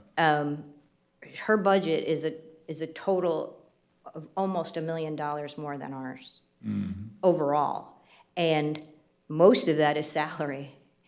And so she has more employees. She has victims advocate on staff. She has epidemiologists on staff. We don't have any of that. And I don't believe we need it, to be honest. I'm trying to run it the way I think is best for us and the most fiscally responsible for them. And there was some clarification that the county administrator was working on for me with respect to this agreement that we have with respect to, some would call it a contract negotiations or what have you. But you're also part of the Florida retirement system, is that right? Yeah. And that other district as well? Or the one is, but the one isn't? Right. Well, District 8 is going with the option Correct. of picking or not picking. And then District 1, that's a not-for-profit. And Right. but there's, I have her benefit list too. Right. Is what she Yeah, does. I got it. So District 1's probably not, it's really not advantageous for you, long-term. Let's be realistic. She right now does have a deputy chief position. Right. Deputy chief, which is right now more than what I'm making currently. Right, I heard about that. Somebody offer you that position? I've talked to her about it, but I have not gone any further. I think we know each other very well, and it would be a good match for me to go there. Again, I know what I want to do. I want to stay. Right. We want you to stay. Yeah, I just want it to be, an amount that I feel comfortable with. And right now, I'm just making less. And I understand the Florida retirement, but I'm not even vested. Right, well, you're getting close. You've got 5 years in. What, we want you to stay. You want to stay is what I'm hearing. You know, Yeah. you establish in Indian River County, which we all know is the best county in the circuit and in your district, and we'd like for you to stay. We have stuck our neck out, and you're gonna have a fantastic workplace within 36 months or so, state of the art. Live in the Gratiot County, I've already said that. You've got great subordinates. You have very little turnover, which is healthy for your organization. I think you've got some of the finest sheriff's offices in the state that work with you. I think that you know, just because a number is thrown around and tossed around and a particular administrator puts it in writing, that gives a lot of a sticker shock. In fact, I think you mentioned, Doc, that there hasn't been really any negotiations. And I think we could work together and probably, considering all the aforementioned things, probably work something out for, you know, significantly less than the $495, just to keep the harmony. And please know that this body has been non-argumentative with your annual budgets. Essentially, we agree, rubber stamp them, and seal, because we know what you do. We know the talent that you have. We do appreciate that. So, Mr. Chair, I think that the other administrators, I don't know the other three, or do they have a plan to maybe negotiate? I think this is coming back before St. Lucie maybe in 2 weeks. That's correct. Can we firm up a number?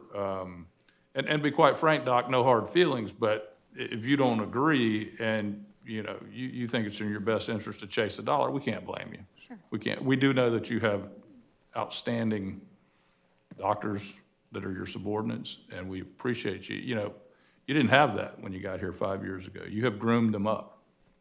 I know that, the chairman knows that. So if anything, your legacy is having, You change it. you know, 2 backups, right? 3 to that extent. So, and we do appreciate that. So I don't know the direction this board wants to go, but I don't think we're in a position today to vote on a dollar amount. No. That's just me, and I think Commissioner Adams has some. Yeah, I'd like to kind of follow up on some of the comments, and I won't belabor the concerns I have with the way this has been handled, mainly between St. Lucie administrator and the doctor. I heard that there is a budget committee that's meeting in April. I assume that is comprised of a representative from each commission? I haven't heard that. Well, there's the No, we have the 4-county meeting. Correct, it's staff, and they That has review the nothing to budgets do with- together. The staff, is there a commissioner? Yeah, what? it's not, Include. Who's on the 4-county committee? That's, The budget, yeah, it's the budget. folks. Jennifer Hill and Kristen. So it's the budget directors for each county? Yeah, they review the budget, and then they meet with the Office of Medical Examiners, and then they come back with a recommendation. so they become the negotiator or the contributor of the decision-making without the commission. The recommendation is brought back to the commission, just like we do with every other state agency, the chief judge, you know, everybody else that submits their budget. I mean, that's the way my understanding has been happening as long as the Yep, budget's been developed. budget increases, I'm sorry. No, go ahead. Budget increases we do with the ME annually at our budget cycle. Correct. And it also includes salaries. Correct. Well, I guess where I was going is that right now, the only person that's had a discussion on this seems to be George and the medical examiner. And this is a 4-county collaboration. And I'm, as a side note, a little aggravated that we've been frozen out of that. Well, I feel like we've been frozen out of that process, and George just decided a number and then sent it to us without even having his own commission weigh in on it. What I would like to see happen is that there is some kind of joint county negotiation, including the doctor, to come up with a number that's something that we can all, well, that we can afford and that you can agree on or cannot agree, or whatever. But, you know, I'm looking at the survey and you know, talking about District 1, and yes, there's more autopsies and there's more staff, and then you have District 8, which is less autopsies and less staff, but, you know, that's a whole different, those of us that are commissioners understand the differences in the counties and the areas, and that's a whole different political and budgetary focused world up there than where we are. So I don't think it's apples to apples. I think this is very rushed, and it's a lot of money. I can't personally go to my constituents and say, you know, we approved a 30% salary increase without any kind of justification on top of the huge facility that we are, you know, obligated to pay for, and that's a lot of money. I appreciate everything that you do, and I appreciate how you have brought that organization to the point where it is, but I'm not at a point where I feel like we've even been heard in this process or actually engaged in this process. So my suggestion is there's some committee, I don't know if it's a budget committee with the budget directors, if it's something similar to, you know, a commissioner or whatever, but everybody needs to be at the same table, at the table together, and this can't be just George leading the charge and then sending out, because he actually, if you read the letter, he specifically is the one that made the recommendation, and he says that in there, I recommend. I don't think that that's appropriate. I think this whole thing has been handled very inappropriately, and in order to get it back together, one person from each county and the medical examiner need to sit down and be at the table having the same conversation at the same time. I agree. Doc, you're not a widget. But I just want to say, you know, you go to the orange store and you find the product, and then you go to the blue store and you find the product and you say, wow, the orange store had it for $70 less. Ask the person at the register to price match it. That's what happens here. That's what's happening here. We're price matching. And when we do ask them, they say, I'm not authorized to do that. I need to go to the manager. The manager needs to go to the store manager. That's the commission. We have an obligation to our taxpayers, our citizens, over 170,000, albeit they're only 25% of the load, but they're ours. We're responsible to them, accountable to them. This cost we'll see over and over and over again. And up the road, it may increase. You get another job offer, or talk of a job offer, we may be back at the table again. And then someone will be making a decision, or doing a salary study. And then we're going to be back at the table again. Again, getting back to the widgets. Till the store manager says, okay, we can price match that. You're not going to save that $70,000.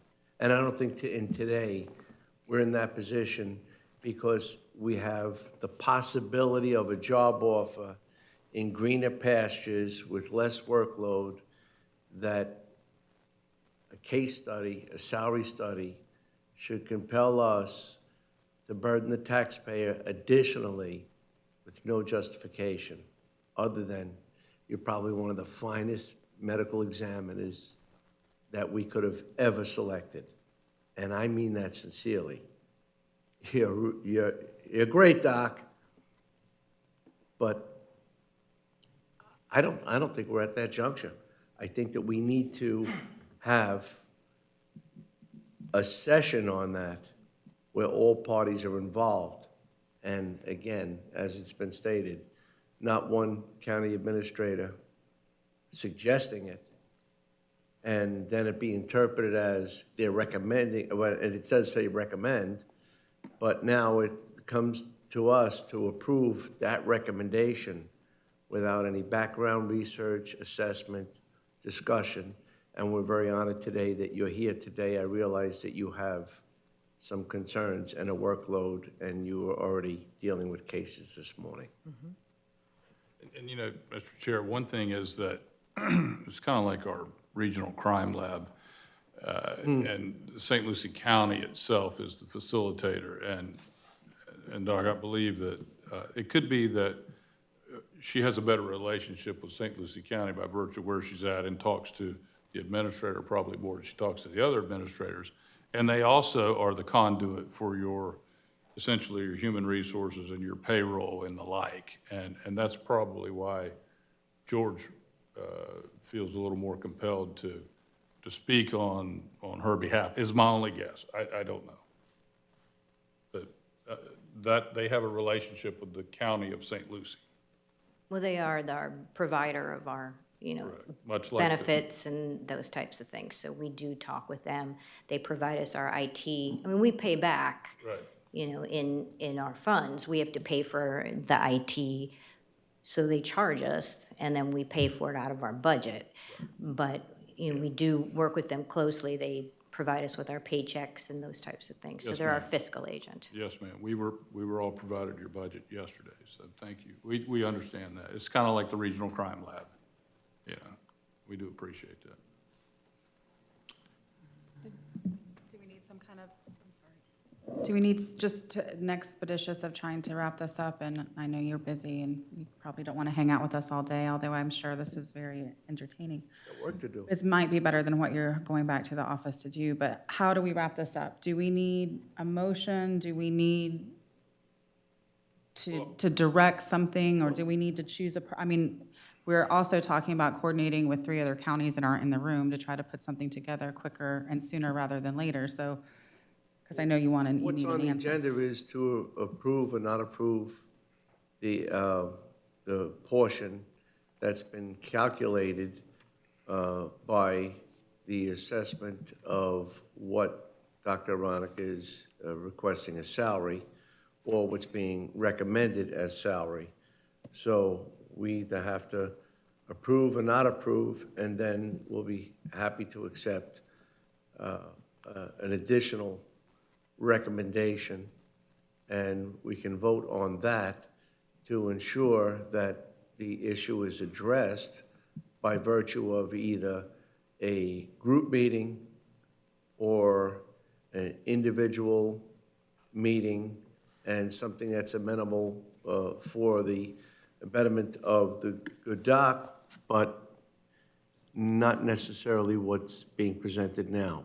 So again, we have to approve or not approve what's presented, because other counties will be able to do that as well. I understand St. Lucie is about to have that discussion. I believe Martin County as well.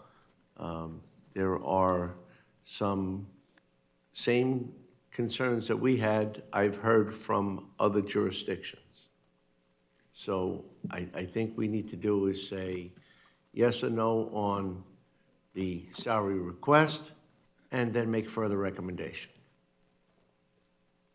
Okay, if that is what we need to do, then at this point, I would like to make the motion to not, I don't know, not approve the current salary request. Second.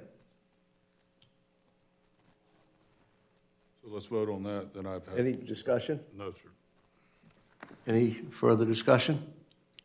Sir, Mr. Chairman, the only discussion I have is I think we're on the right track here, because when we did the building and we worked with Doc Ronick on the foundations of the building, all the counties were present. We had a meeting together. We decided what we were gonna do, how we were gonna do it, and how much we were gonna, how much we would come back to each county to budget. I think we absolutely need to do the same here. We need more information as to what we're doing as a whole here, not this is not gonna work well individually.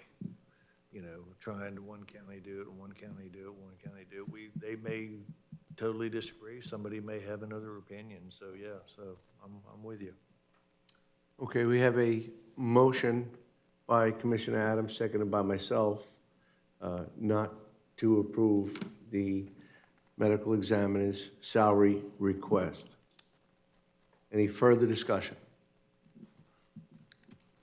All in favor? Opposed? Motion carried unanimously. Mr. Chair. Mr. Vice Chairman. I would like to bring this up and see if we can, and I know doctor's business, you got a lot of things to do, and I know we have another, I'm hearing of a meeting in April. And, you know, Doug, I hate to downplay this, but we all want to get this over with. You have work to do, we have work to do, you want to move forward. We've heard all of these numbers going around, and I will throw out a number, and it's about 12% more, which would bring you to around 415.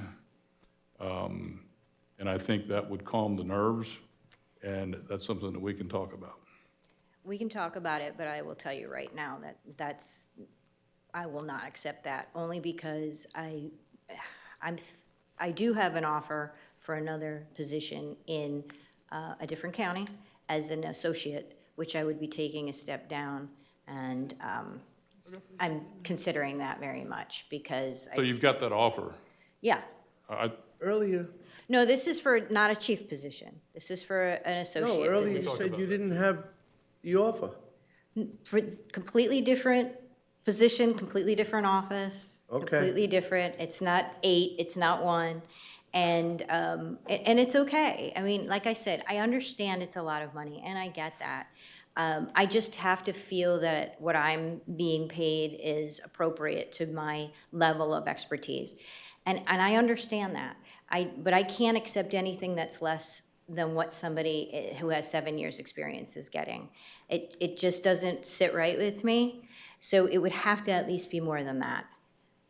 Let me just add, but last year, your budget submittal was incrementally, and it was not 35% increase. It was not $130,000. So something's changed in a year that would make you want another $125,000, because that was not included in your budget proposal of last year. So maybe I'm missing something, but something has happened, and I don't want to say something's happened in the ME world because we were involved in 2020 with the salaries. But last year at this time, you didn't ask for a $125,000 pay raise. So it sounds like if you want to go, then that's your obligation, and we appreciate that. Absolutely. And I appreciate all of you. I truly do. Thank you. So thank you very much for everything that you've done in the past years. So we'll see what happens. And I don't know what else to say, but that amount would not work for me. I don't say that the 495 is where we need to be either, but that to me is not something that I would accept. But I do appreciate you thinking about it and discussing it with me. And I just, as an aside, you do have excellent medical examiners that are there right now. They do not have the experience level. There's just no way. And I do oversee a lot of what happens in there, and I have been training them to the best of my ability. So, I'm not sure what would happen, and it might be all fine. And I'm just saying that I know what I bring to the table. And I'm sorry that, I have to say it that way, but I do. So thank you very much, and I hope you all have a great rest of your day. Thank you, Doctor. Thank you. There will not be a second motion.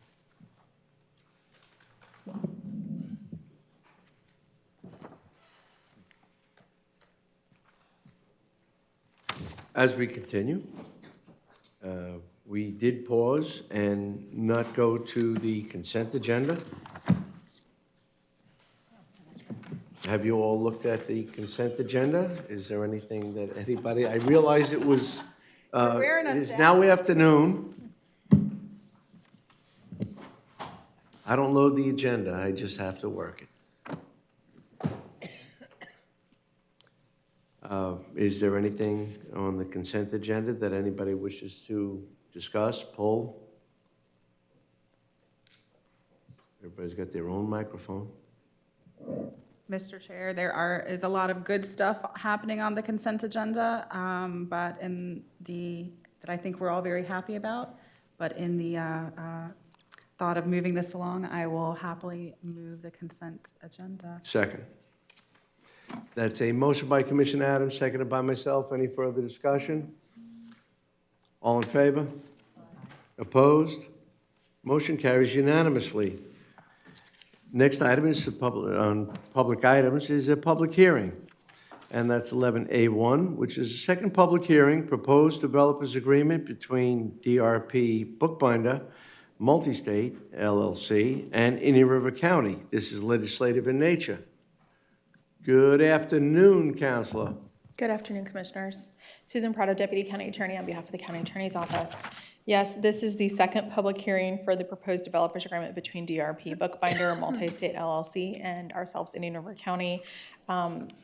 The first public hearing took place at our last board meeting, at which time I explained that this is the same exact developers agreement we saw before for Harmony Isle, just that the owner has changed and therefore we need to swap out the owner and have the board agree to that. So if there's any other questions, I'm ready and able to answer. Once again, same scenario, different entity, Correct. same level of commitment. Okay. Yes. We have a community development director here as well. Second. You have to open the public hearing. Yes. Sorry. Hold on to Any that other thought. questions?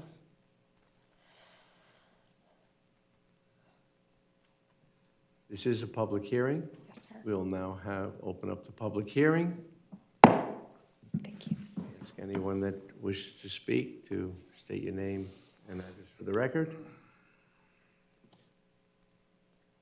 To my to the podiums.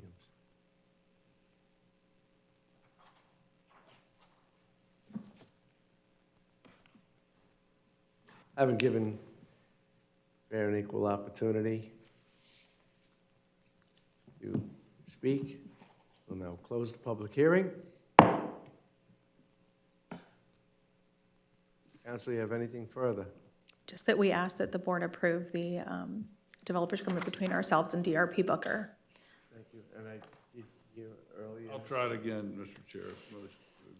Second. So we have a motion by Vice Chairman Law, seconded by myself. Any further discussion? All in favor?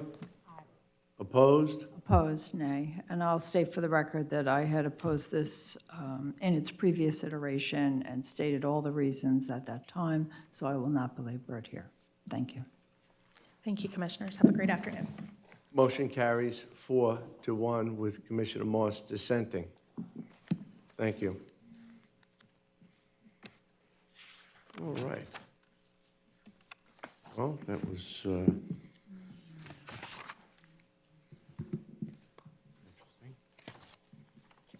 11A2, which is the second hearing concerning the special assessment provided for the replacement of Covert's Water's Edge Phase 2 subdivision. This is legislative in nature.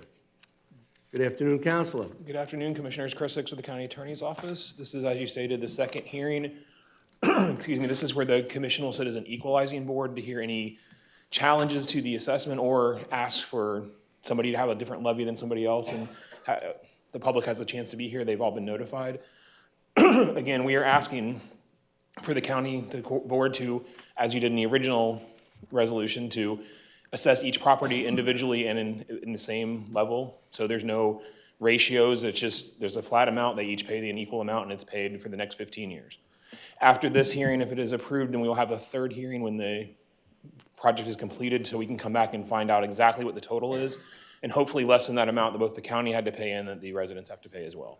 But we're a little over halfway done with the project. I don't have the exact completion date with me. I mean, Mr. Javid is here in case we need that. But that will come back in a couple months so we can hopefully lessen those bills, and so far, everything's moving pretty smoothly. So just to recap, we're approving today, if approved, the assessment without a dollar amount, but will be fair and commensurate of the work being performed individually. Yes, we're asking for it to be a 1-to-1, so each lot pays the same percentage.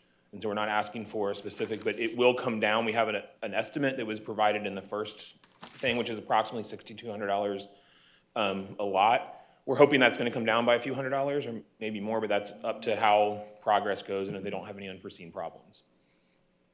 'Cause there was actually a built-in reserve fund into that to make sure it all got done and there was no problems in the future. So that's what we're asking for today. At or about that level? Yes, sir. Or perhaps less? Hopefully, but no promises. Thank you, Counselor. Any further questions from, regarding the topic with Counselor? Mr. Chair, I'll just say that, thank you to Chris. He shepherded this project. It was a leftover project. And he has monitored and kept me informed of it, the process, and it's a successful operation with the partnership with the community and the county. So thank you, Chris. Yes, sir.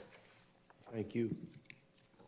We'd ask you to open the public hearing and take any comment if there is any. At this point, we will open up the public hearing.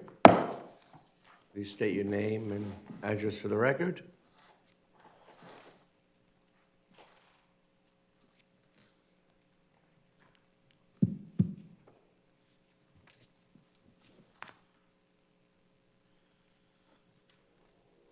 Once again, Counselor, you did send notice to all of the affected parties. Yes, yes, sir.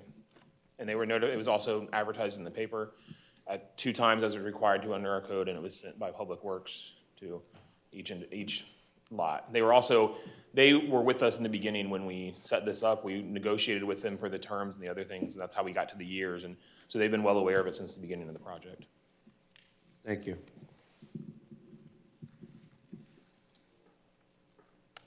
I've been giving Baron ample opportunity. Now close the public hearing. Move approval. Second. I have a motion by Vice Chairman Law, seconded by Commissioner Adams. Any further discussion?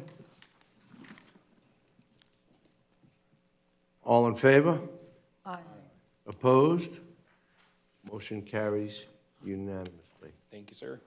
With that, break is being requested. We'll honor that, and we'll resume in just a few moments.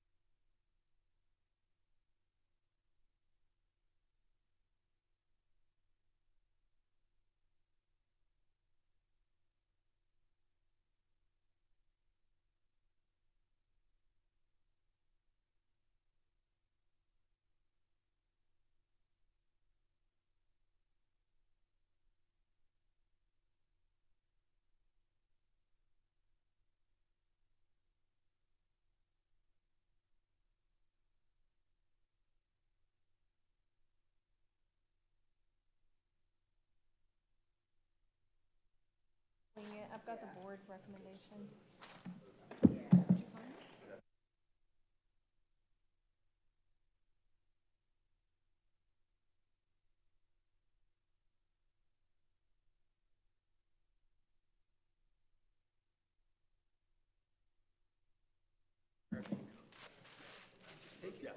Just take it?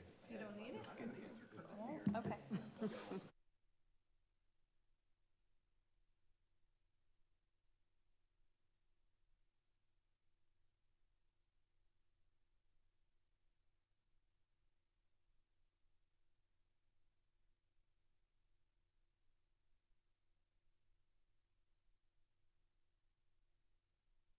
All right.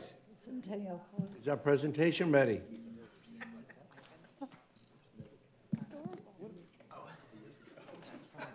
You ready to proceed?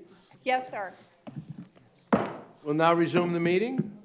And the next item is item H, is Parks, Recreation, Conservation. The Draft Coastal Technology Corporation Boat Ramp Sighting Study. Work order number 1. And there are attachments, which we all had the opportunity to review. Good afternoon. Good afternoon, Commissioners. Appreciate being here today. Today we are bringing you a report slideshow with Tim Fontaine, who's going to review the results from the boat sighting study that was conducted. If you recall, when we had the joint meetings with the city of Vero Beach, there was some concern about boating access along the Indian River Lagoon and the stressors that were placed on some of their boating facilities. And we were directed to look into opportunities within the county to potentially place boat ramps or other boating access points. I think that over the course of many years, we understood that there were probably limited locations for that due to a series of different conditions within the Indian River Lagoon, and I will let Tim here present to you the findings from this boat sighting study. I think one of the things that's important to note is that this study only covered the landward side of the mainland, and it covered from the south part of the county up to Wabasso Causeway? Yes, Wabasso Causeway. So we did limit that study area in consideration for the southern portion of the county, and it did not extend beyond Wabasso Causeway. And then you'll have an opportunity to provide some guidance to us with your direction about how you want to proceed, if you want to close the study or if you wanted to extend the study to a different area further north. But I'll let Tim present his findings. Just as a nexus, this all began when it was determined that the Oslo boat ramp would not be considered as a viable expansion, that it was to be left alone.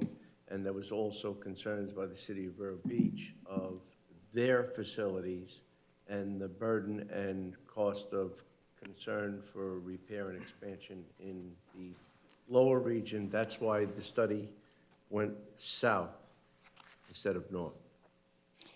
Yes, Correct? I think that is true, as well as the fact that landward boat ramps are not occurring in the south part of the county to the same degree that they are, for instance, at the city of Sebastian and north of the Wabasso Causeway. There may still be some areas that you want to take a look at, and certainly Tim could provide us some guidance in that regard as well. However, the lack of boat sighting or boat ramp facilities in the south part of the county was the primary focus. Yes, sir. Thank you. Thank you. Again, Tim Fontaine with Coastal Tech. I'm one of the owners and an engineer there, and I'm here to talk to you about the boat ramp sighting study.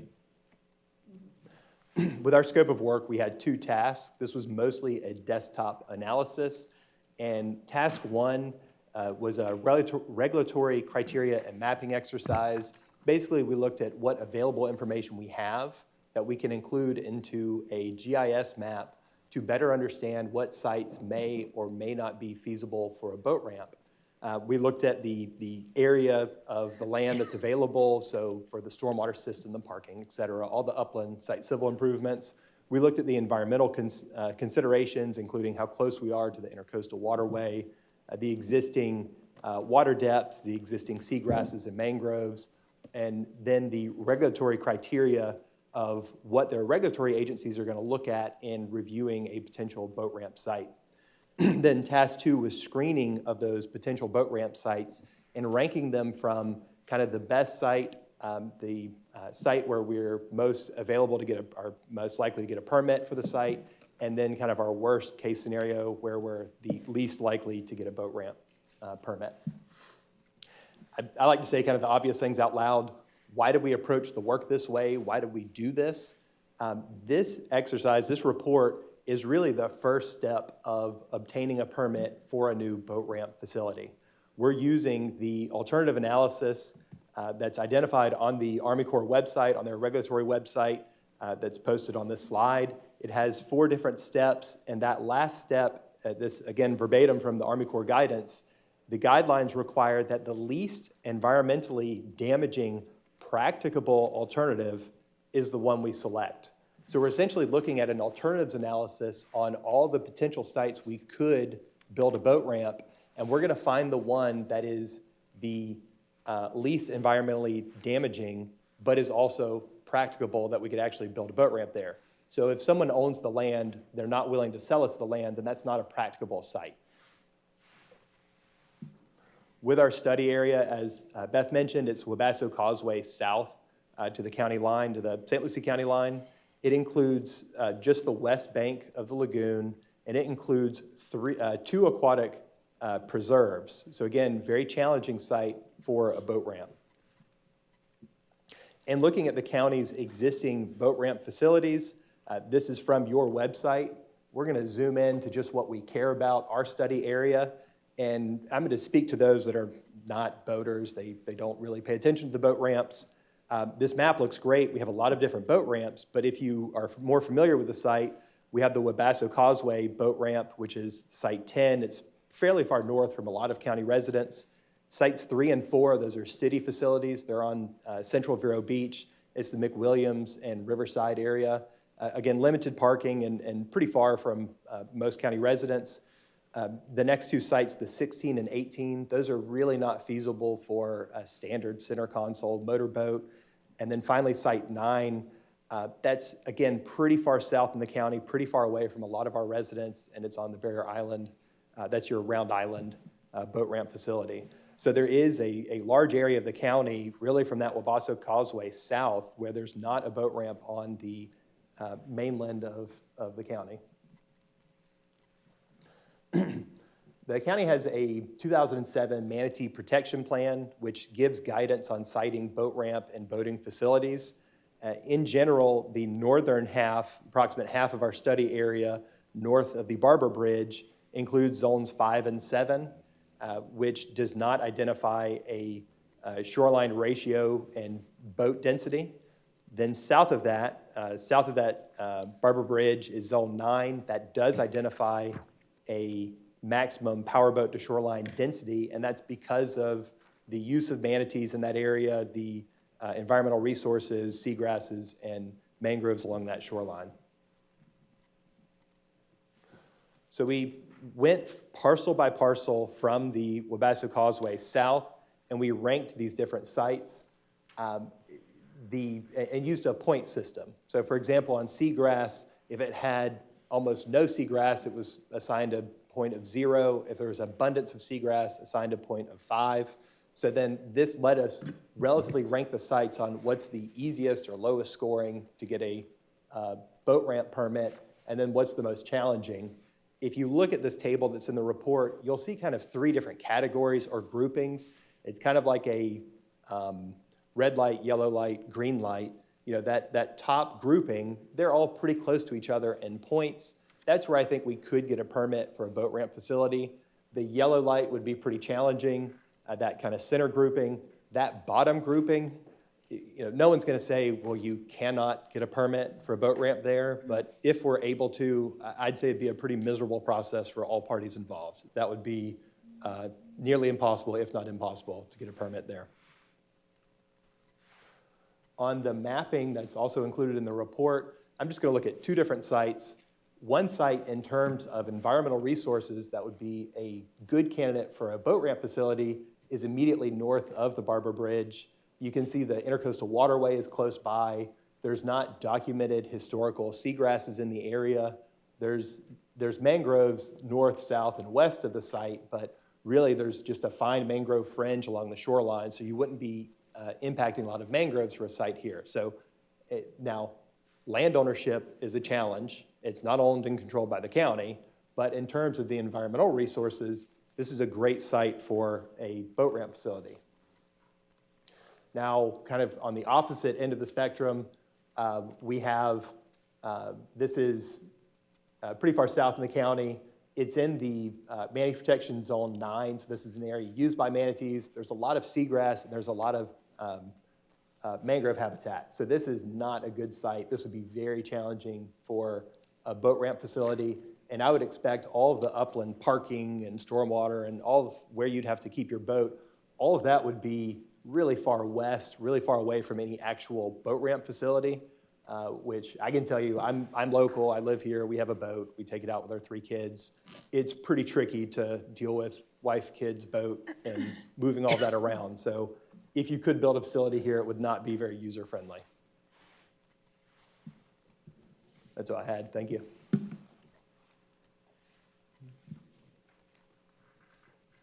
Chairman? Yes. Okay, let me start this out. I'm a boat owner, been all my life on Annie River. I know all these, I know every parcel out here, every location very well.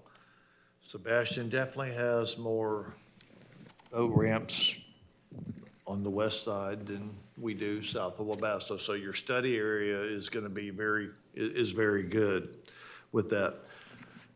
This has been brought up for years. I don't know if Commissioner Fleischer was on the board then, but I think he did get hit with the Oslo boat ramp I was.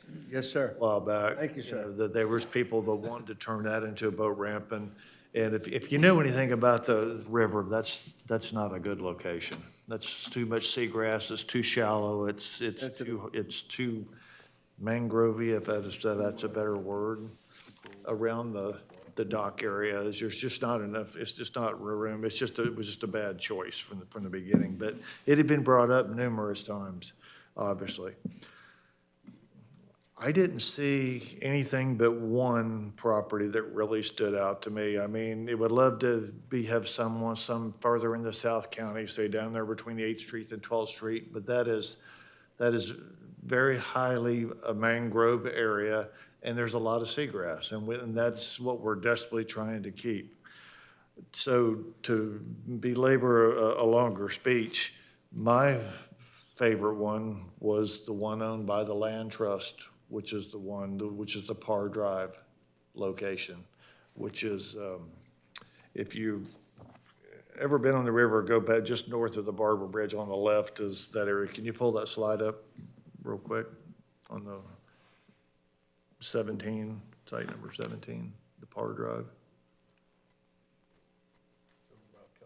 It was the first one you put up, I think.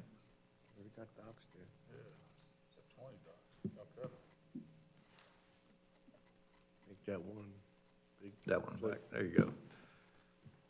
Because first of all, that's just, there is road access to that. And I remember the conversations, and I don't think, John, you had already started talking with Monty Falls of the city when they were talking about boat ramp. This was the location that they liked also, because the bridge is just to the south of that. You can see it off the bridge, but if you were going just under the Barber Bridge and to the left, you would see this. What's nice about this is that the ground is technically hard enough, am I correct? Instead, I mean, it's not mangroves. I don't know, how big is that piece of property, do you know? That, what we're looking at on the screen? Do you have? I don't have it. Do you have any idea? I'd have to, I don't have the cool computer thing to give me the area. Do we know, Beth, do we know how? I believe the entire parcel 17 is 27.35 acres. Then you have the small 17, the three parcels You got there. 17, but I think for what our purpose of a boat ramp, we're probably gonna need more of that. We're gonna need the most of the area, not just the red 17, but where the white 17 is up on the top. Correct. You know, which looks like a sand trap or something, but it's really not. But that is the best spot, in my opinion, as just a guy that's been out there a lot on the river and been past that a lot and seen a lot, been on it even many, many years ago. Everything else on the, and it's probably a good thing, but everything else on the west side of the river is a heavy mangroves. From North County to the border, from the North County border to the South County border, from Brevard to St. Lucie. Everything is heavy mangrove. This one is not. Quay Dock is got a lot of mangroves on it. 69th Street, which you think would be a good location, is highly mangroved, and it would be difficult to put a road in. It would be difficult to put a parking in for, say, a 23-foot boat, which is, I have a 23-foot boat. And, you know, that trailer space takes up a lot of room. The difficulty is, you pointed out in your thing, and that's owned by the land trust. If we're serious about this, I don't know if the land trust would be interested in negotiating or something. I mean, we're going through a process now with the environmental land bond. If they would, you know, if they would be interested in doing something, or if they're dead set on saving that, and it's fine. If they want to save it for posterity, that's fine. But it really, to me, is the only spot that would be conducive for a boat ramp on the western shore of the Indian River Lagoon in the county. Everything else is, again, is too sensitive. It's got a lot of mangroves and a lot of seagrass. That does it. It's within the city limits of Vero Beach, but we can work around that maybe too. I don't know. That's just my thought. As a guy that's been out there a lot. So, I mean, I don't know that, I didn't see a lot of options. I mean, I looked at like the Gifford Dock area. It's just really not big enough. It's highly mangrove. The road is extremely low going in an area where in this location you have a fairly high road, a higher road than you do going into the Gifford Dock area. And it's really, Gifford Docks are really not big enough. 69th Street, just heavily mangrove, a lot of seagrass. Quay Dock Quay Dock Road, it was weird. I was just down there the other day after we did the thing at the church at the Winter Beach Cemetery. I had my wife with me, and I said, you know, we're looking at this and we're looking at this. She said, I've never been down Quay Dock Road, so we drove down Quay Dock Road. Quay Dock Road's about as wide as this dais up here. If you don't know, it's a one-lane road all the way down, and it would be highly difficult to put something down there, especially in a nature-sensitive area, in my opinion. Even though the water's probably deeper there than a lot of spots, because that's what they used it for, 100 years ago, was to bring boats in and dump stuff off. So it's just my opinion that the Par Drive number 17 is the best option that I see. I mean, I'm open for discussion, for suggestion. If somebody's got a better idea, shoot it at me. But I think that's, it's worth at least talking to the land trust and maybe talking to the city. But again, I remember our conversations that they like that spot too. It'd be worth talking. Maybe there's something we can do in the long run to benefit the land trust, would benefit ELAP, benefit boat ramps, because I know you could probably, there's a lot of some funding that's available through FIND and others through boat ramps. With the permitting, I didn't see, but let me see if I'm reading that right. With the permitting, let's say everything went well and we could build on 17. Is the permitting easy in that area or no? So I wouldn't use easy with boat ramps for anything, but looking at the different sites, I agree with you. The Site 17 is one of the more readily sites where you could get a permit. Based on this analysis, we ranked a few sites that are kind of grouped together on, if the county is going to seriously pursue a boat ramp, they should start with these sites. And I would expect with the regulatory review process, you would need to eliminate those sites because they're not practicable before moving on to the next sites. I didn't see anything else that was really practical. You're not gonna get the Hobart homeowners to allow houses in there, to allow boaters in there. You're not gonna get the Three Corners area to put a boat ramp in there unless you can find a way to stick it under the 17th Street Bridge.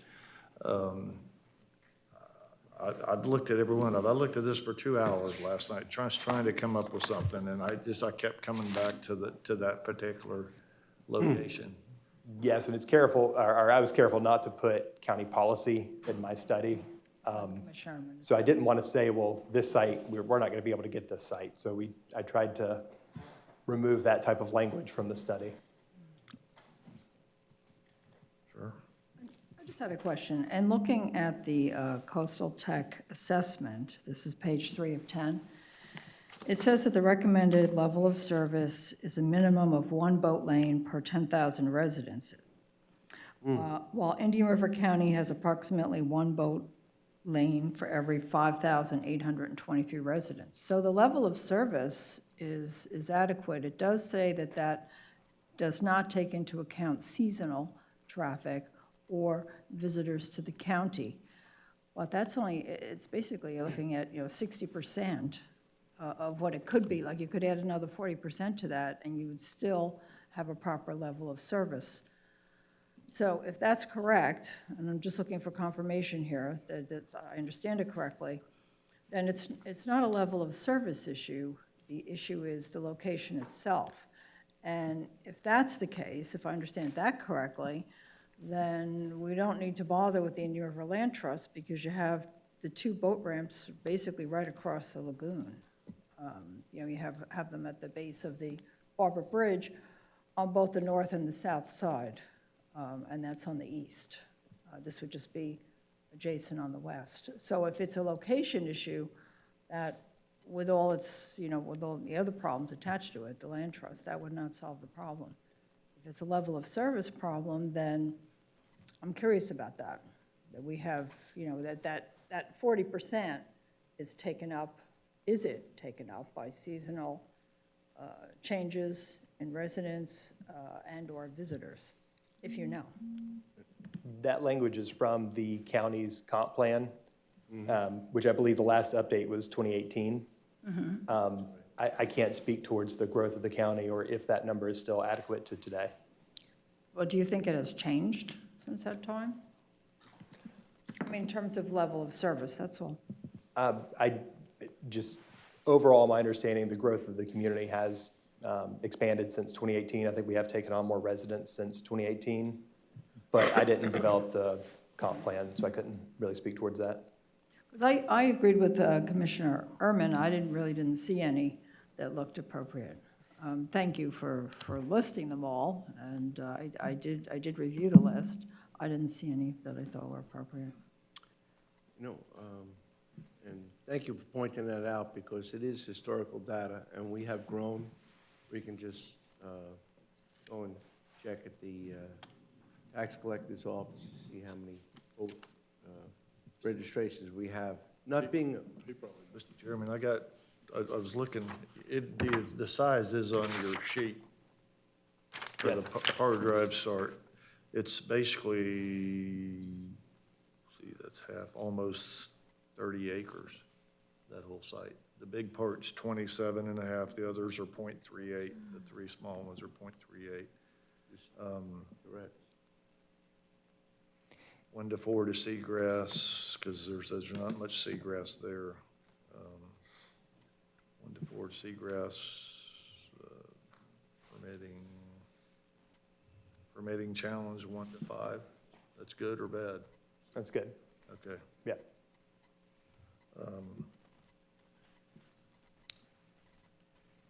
I just, honestly, Commissioners, I looked at this pretty thoroughly, and I didn't see anything else that was really, I don't think really could be, if you had to do it, you'd have to jump through hoops with the mangroves and all this stuff, and you'd spend a heck of a lot of money raising the road and putting enough area to put a boat ramp on. When here, you've got almost 30 acres of property right there. Yeah, and well agreed, and again, thank you, Captain. Appreciate your input, being a longtime boat owner, and having navigated the river, and accessibility is where I think that's what we're pointing out. It's not about serviceability to the population, although it has grown. I believe boat ownership has grown substantially. Like I said, we'd have to make the phone call across the way to get the actual numbers of boats that are growing in Indian River County. And one would have to look at in Sebastian on a weekend, okay? Probably the most popular boat ramp in the entire Treasure Coast. It is very popular. Why? Because a parking lot was built, and you're able to park their trailers, and the draft is enough. Again, I'm not a boat owner, I'm not pretending to be one, never owned a boat, but I see a lot of them. And a lot of the larger craft, 24 and 26 and 28, I think that's considered larger, no, Joe? They are going to Sebastian because of the depth and scope of the ramp, and they are well attended on the weekend, well attended.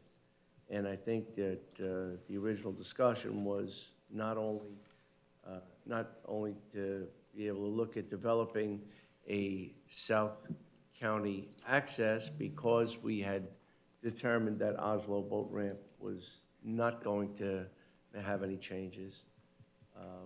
And most of it was environmental, and rightfully so. We looked at somewhere prior to go up north, and quite frankly, Sebastian's got 2 great boat ramps. So somewhere in between was the thought process at the time. It doesn't appear that there's too many viable spots for somewhere in between.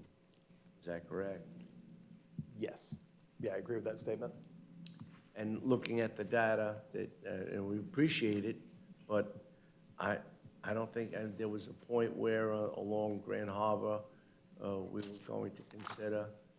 There was a point where, again, the Gifford Dock, but now we've encumbered some of that with the city of Vero Beach with their reclamation project. Correct? I don't think there's any plans in the, you're talking about the Three Corners project? No, north of that there, when we were talking about going over to the Barrier Island to develop that Riverside and- area, and they were going to improve it as a facility in return for the ability to be able to stage their pumping and other processes. Is that correct, sir? Sir, if you're talking about the. Oh, the Gifford Dock. Gifford I thought Dock. We're talking Rivers, okay, yeah. Yeah. But they're not improving that to make it a boat, they're just That's putting a correct. pavilion there. But it also was not a favorable site because of the distance and the low-lying area. Yeah, they ruled that, they looked at that. That's already being Sorry, I was still improved. with Vero Beach. So, and again, it was pointed out about the conservation area. Yeah, there are some areas that could be improved.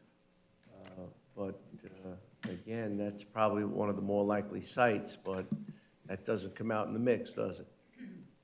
Well, what I like about this site is it's fairly high ground already. It's not mangroves, it's fairly tight. The road can be improved, but the site of 30 acres is actually fairly solid.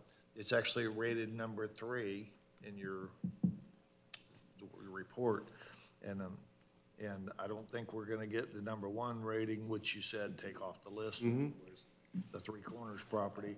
And then the second one was Hobart Landing. I don't think very viable. One. Question. Question. But Isn't this site owned by the land trust? it is, we'd have to talk to them. I mean, And I think the report says that really we should be removing it from further consideration because they don't expect the land trust to approve construction. I agree. and- That's the only option that I see that's, So if that's the only option, and it's really not an option, then it sounds like we don't have any options, and there, we don't need to move forward because there's nothing to move forward on. I would at least ask. So if I could jump in really quick, I've heard two Certainly. different things that we might be able to provide some more information. So next board meeting, we'll be bringing the master plan.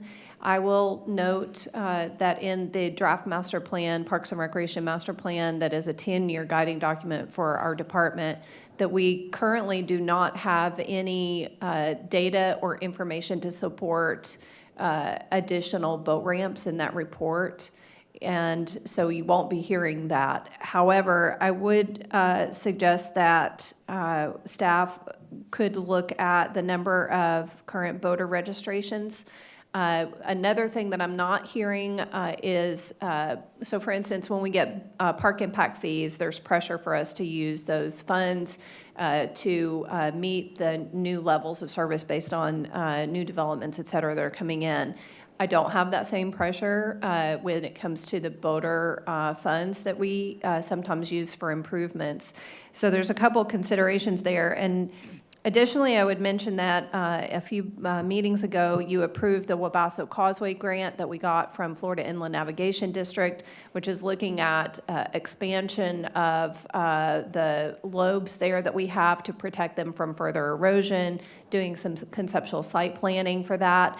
If, in fact, we found that a level of service was not being met, and I can certainly come back with some more information after talking to Planning and Development Services about what do those numbers look like, do we need to change those, you know, what are the current numbers, et cetera. One of the things that we might want to look at is on property that we already own and manage, where we already have boating facilities, that may be a better location for an expansion of services as opposed to a new location that we don't own that also sits within a municipal boundary, which could create some difficulties in which funding sources that we use. And I think that's why we wanted to bring the results of the study to you today, because we were kind of at a place where we needed a little bit of direction to move forward, whether or not to continue to proceed with funding an expansion of the current study that we have now, whether we should just bring you more information, whether we should fold that into the Parks and Recreation Master Plan, et cetera.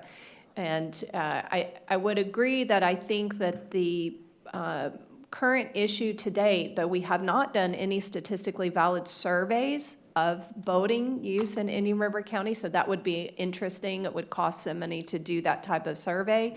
But I think the question is, we are looking only at the siting of potential locations, but we really haven't looked into the expressed need of the residents. And again, getting back down to whether or not these are residents using the boating facilities or whether they're visitors, guests that are driving tourism, that would be important to know, as well as whether or not they're coming from, St. Lucie County or Brevard County to use our facilities.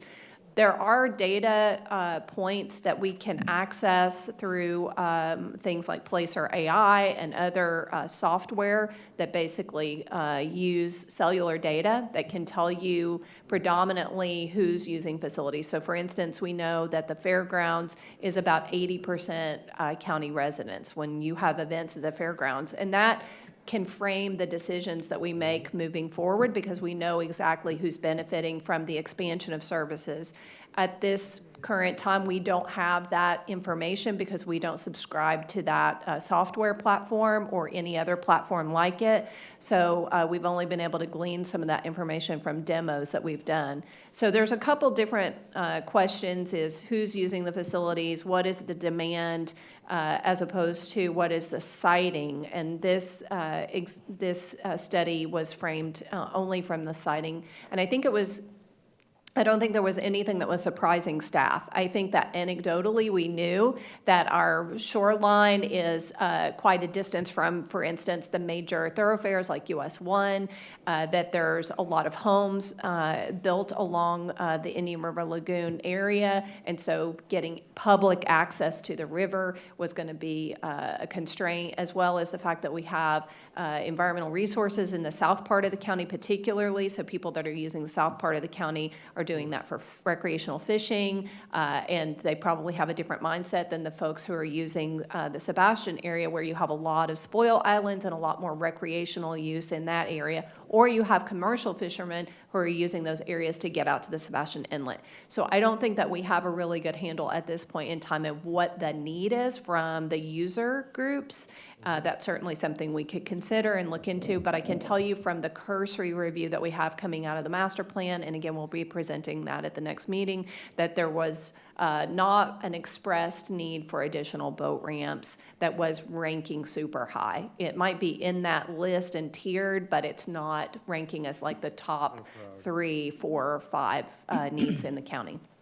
So to kind of, I mean, we already looked at this several years ago, and there was no options then, and unsurprisingly, there hasn't magically, manifested an option. So here we are. Personally, I think a boat ramp is a recreation amenity. This should be included in the master plan and then put in some kind of CIP and worked that way. But this siting study was basically at the request of the city of Vero Beach, who apparently didn't believe what we told them based on the siting study we did several years ago. So now we can say that here's a new study. We've done what they've asked. There's not a location. It's not necessarily a priority because there's more information that needs to be found out. Include it in the master plan and work it like you would any other recreation amenity is what I mean, that's where I'm at. I agree with you, Mr. Chair. Agreed. I would also, amongst Beth's studies, and I think the captain can verify, if you're basically 12th Street or south in Indian River County, you're going to North Fort Pierce.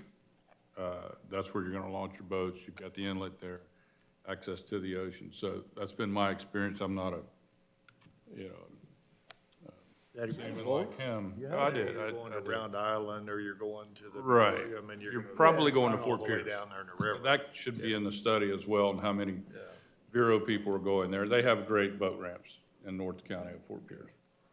Well, like for me, for instance, if we're going out, we'll go to Round Island and put in, and we'll go south, the Fort Pierce Inlet down there, just because it's closer. There is a little different type spoil islands and stuff down there. I agree with everything you said. I agree with everything Commissioner Adams said. It's just that, we got this study, that we did it, to look at it. That's just my opinion, that the Parr Drive site is the best one. It just happens to be owned by the land trust. I say it doesn't hurt to ask them. I mean, I can call Ken myself. Ken, will you be interested in doing something with this or whatever? Y'all, I mean, y'all can, it doesn't hurt to ask Ken. Legal. If he says no, then we're where we're at today, which I completely understand, because that was just, you asked me as a commissioner to review this and give you my opinion. That's my opinion. That's the only site there is. It just happens to be owned by the land trust. This is why I stick to boats that you can launch from the side of the road, like airboats, so. Or a kayak. You could do that too. So I say, I Get up some just good say, speed with a Commissioner, kayak. At least we ask the land trust, hey, are you interested in doing something? They can say, heck, no. So I would ask staff to do that. However interesting this is, and how much time that was performed, or the results that were performed, I want to say thank you.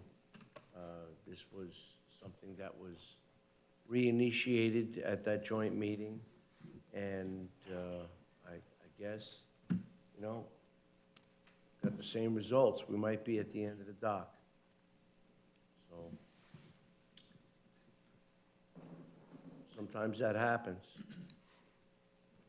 We've done the exercise. Would have been nice if you came up with 7 different opportunities, which would make it more difficult for us to have to decide, should we be investing in one of those 7? However, there's no viable option, which, again, is the same good result, but unfortunately doesn't provide a dock. I mean, a boat ramp. And I see, like I said, there's a lot of activity in Vero. There's a lot of activity in Sebastian. Have you all seen what happens on Sebastian on the weekend during the summer? There's no reason, there's no mistake why most of these fishing tournaments are geared in Sebastian. It's because of the accessibility, parkability, and functionality of what is. Access is always going to be a little better to the area that you have an inlet nearby. Remember that, because you don't only have access to the ocean, but you have the place you can go party.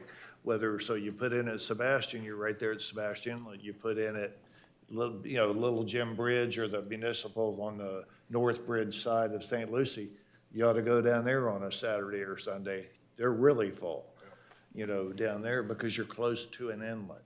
The problem we have here is for local people, is for fishermen, we don't have anything in the south part of the county on the western side of the Indian River, except for the Oslo boat ramp, which is not good. Everything else is on the McWilliam, the Riverside is all on that side. And it was really a bad situation when the Riverside one was down for, a year, pretty much? I don't even know, is it back up? I haven't been over there. I think they finally got it done, but the city had that one down. That was the boating community on social media was, when's the city gonna get that fixed? We have to go a long ways away to get in there. So to sum it all up, I agree with everything that you said, that Susan said, that you said, that everybody said. You asked us to look at this.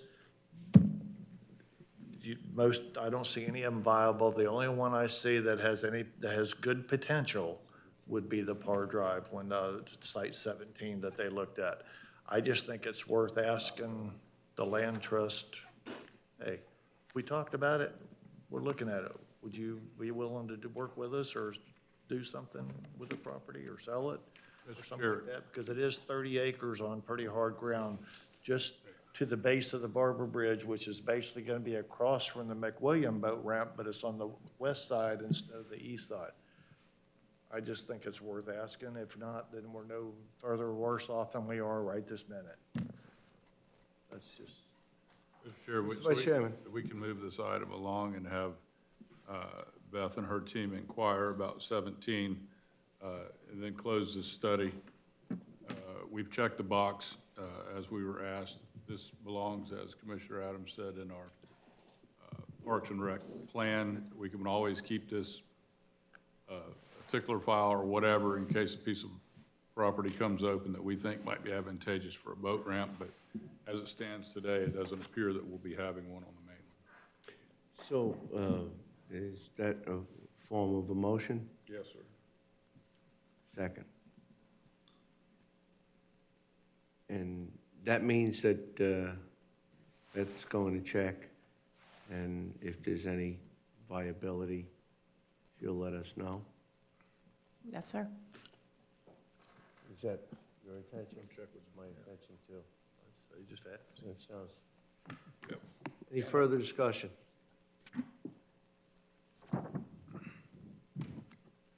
All in favor? Aye. Opposed? Motion carried unanimously. See, that's success, when you get a unanimous decision. Certainly. Thank you very much. You're quite welcome, and thank you for all your hard work, too. Next item is 13H2, and that's the Park and Conservation Division's Standard Operating Procedures. Good afternoon, Beth Powell, once again. Hello, sir and commissioners. Today, we just want to provide you with an opportunity to comment and approve our standard operating procedures for both parks and conservation areas. I'm going to just quickly run through a couple slides here because I know it's been a long day, and really wanted to mainly open up the floor for any discussion, concerns. The reason we bring the standard operating procedures to you is because we operate with the public and oftentimes are enforcing Chapter 205 of the county code. And because of that convergence, it's important for us to understand your wishes in regard to how we enforce and how we manage our parks and conservation areas. And conservation areas are included in the way that we manage through Chapter 205. So here, just briefly, you have two documents that were attached. They help to establish the department-wide standards. We're doing this for all of our divisions, so in the coming months, you'll be seeing them for beach operations, aquatics, recreation, the intergenerational recreation center, et cetera. They are provided to both our existing employees as we get board approval on them, as well as to our new employees. So they serve as onboarding documents that help to align our staff with our operating procedures, but also with the level of service and the expectations that we have when our employees are coming into contact with the public in the performance of their duties. You previously approved the department standard operating procedures, so these division standard operating procedures help to navigate specifically to the division from which they're coming from. So just a brief overview, we have 31 parks, 2 campgrounds. Our Parks Division also manages the areas around the fairgrounds. They help with conservation areas, the shooting range, aquatics, and the IG Center. There are 3 main divisions of the standard operating procedures, which include operating standards, guest services, and emergency preparedness and risk management. The same is true for all of the divisions, and you'll start to see a common theme where we've aligned the format of each of the SOPs. So conservation lands is under that same format, and this is for the application to the 38 different conservation area tracts, approximately 2,300 acres and growing that we are managing, and also will help to align with the management plans that you have approved or the commissioners prior to you for all of our conservation areas. Most of them have management plans, and we find that these are very helpful in being able to act out the wish that you had for those conservation areas, as well as meeting our grant requirements. Today, our request is that you will approve the standard operating procedures for both the Parks and the Conservation Lands Division, subject to any modifications identified by the Teamsters Union, these have been provided to the Teamsters, and then allow me to make any minor, non-substantive updates as needed to the SOPs. And I'll open it up for any questions. I have a few other slides, but only if they're pertinent, because it's been a long day. Commissioners? Or you can go. My question, I think you've done a great job with all the operating procedures and approve of all of those. My question is in regard, I believe it's the second document, and it's Appendix 18, which is Florida-friendly best management practice, and it's nothing that you did, it's just included, it's IFAS, and it's the protection of water resources by green industries. So my question is, I'm not sure how relevant this is. I looked at it, and it was initially, the first edition was published in the summer of 2002, and it was reprinted in 2009, and it didn't say that there was anything really new added at that time, but reprinted in 2020, and it said that there was some new information added at that time. But in looking at the references, I didn't see any, and you can please point them out if you're aware of some, but I didn't see anything that was, relatively recent. I mean, even within, the last 5 or 10 years. I mean, most of the references were very dated. And in looking at the topics that were covered, I didn't see any emphasis on conserving water conservation, for example. I'll choose that because we were told by St. Johns River Water Management District several years ago now that has to be done, that we need to move in that direction of water conservation. And I didn't see that emphasized here. So I hate to adopt it, and then, if I understand it correctly, we'll be telling new employees to look to this as some kind of guide, and it didn't seem that it was, relevant enough to current concerns, within the last, say, 2 to 3 years. Right. So No, that's a- that's my question. Was there something better than IFAS? Or is that all you've got to work with? I think I can address that. So I received the Green Industries Best Management Practices certification a number of years ago. I don't remember how long. I don't think it was during the 2002, but it might have been around the 2009 timeframe.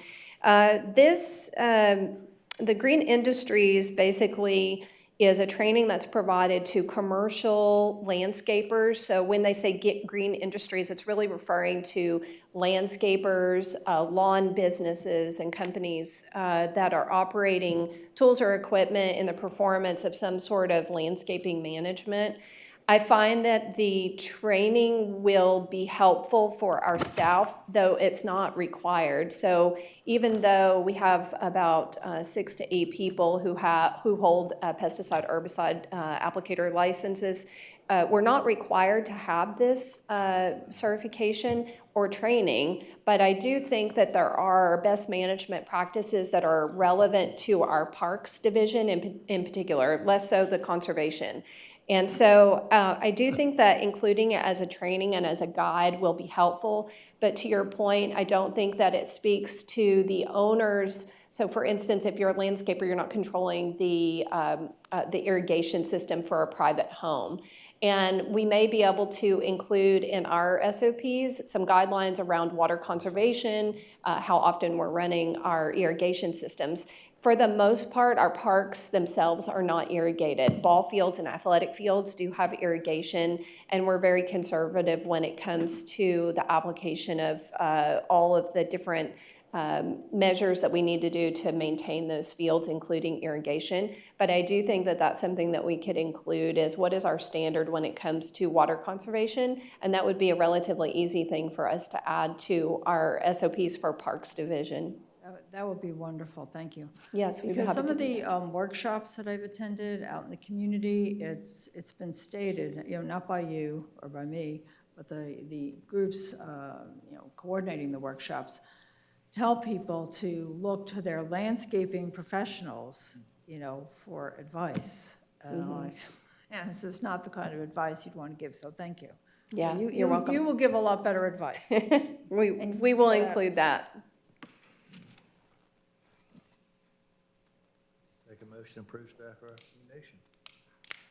Second. We have a motion by Commissioner Amon, second by Commissioner Moss. Any further discussion? All in favor? Aye. Opposed? Unanimous. Thank you. Thank you. Oh, may I jump in one really quick moment? Beat me to it. The floor is yours, ma'am. I'd like to thank Brad Doosan for his, I believe, 18 years of service with 19 years with Indian River County. Brad is retiring at the end of this month, and we're very happy for him. But we want to thank him for his leadership and his service for all these many years and wish him the best, and hopefully he won't go very far because we all have his cell phone number. But I'd just like to take a second to thank Brad. And thank you for mentioning that. We try to prevent it as best we could with every element of encouragement, as he's been a bright and energetic force in your division. And we tried to discourage, but when Brad made the statement of the reasoning behind it, it's got to be admired. Yep. So thank you. We appreciate everything you're doing, and if you change your mind, it'll be okay too. But you have to answer to a higher authority on that. Mr. Chairman, if I may, the former county administrator used to say there's a whole cemetery full of indispensable employees. Yeah. And somehow we keep going. But I can tell you, in my career, I can't recall a separation that will have as much impact on me personally and our citizen services team. Selfless, just a tremendous employee. And just two quick anecdotes, or one is that the boat ramps we discussed today, two of them, we had no money and very little path to getting them repaired after the storms, were personally built on the weekends with his two hands and some help from the Parks Division. And things like that, you would never know. And then just very uniquely transitioned from skill work outside to very sophisticated computer work inside, purchasing guidelines. Everything that we can ask from a superintendent is right here. And I'm going to keep trying to keep him somehow, some way. But I do want to publicly thank him and the commission for your support. Now, this is not in lieu of the separation certificate or the key to the building. That may very well come, or maybe not be needed, right? No. I'm sorry, I tried again. No, thank you, and thank you. You want to? Keep rolling, all right. Well, we have the same team up again. Not quite. Oh, well, we'll switch there. We're going to bring them down. Next item is regarding the Sand Ridge Golf Club. And that's item 13K1, which is the award of the bid of the 22025026 for Sand Ridge Golf Clubhouse, new clubhouse. Thank you, Mr. Chairman. Michael Zito, Deputy County Administrator. With me is Bella Nagy, our Director of Golf. Back in 1985 or so, a county-owned and operated premium golf course was just a twinkle in Commissioner Dick Bird's eye. And then got the momentum for it and said, how are we going to do it?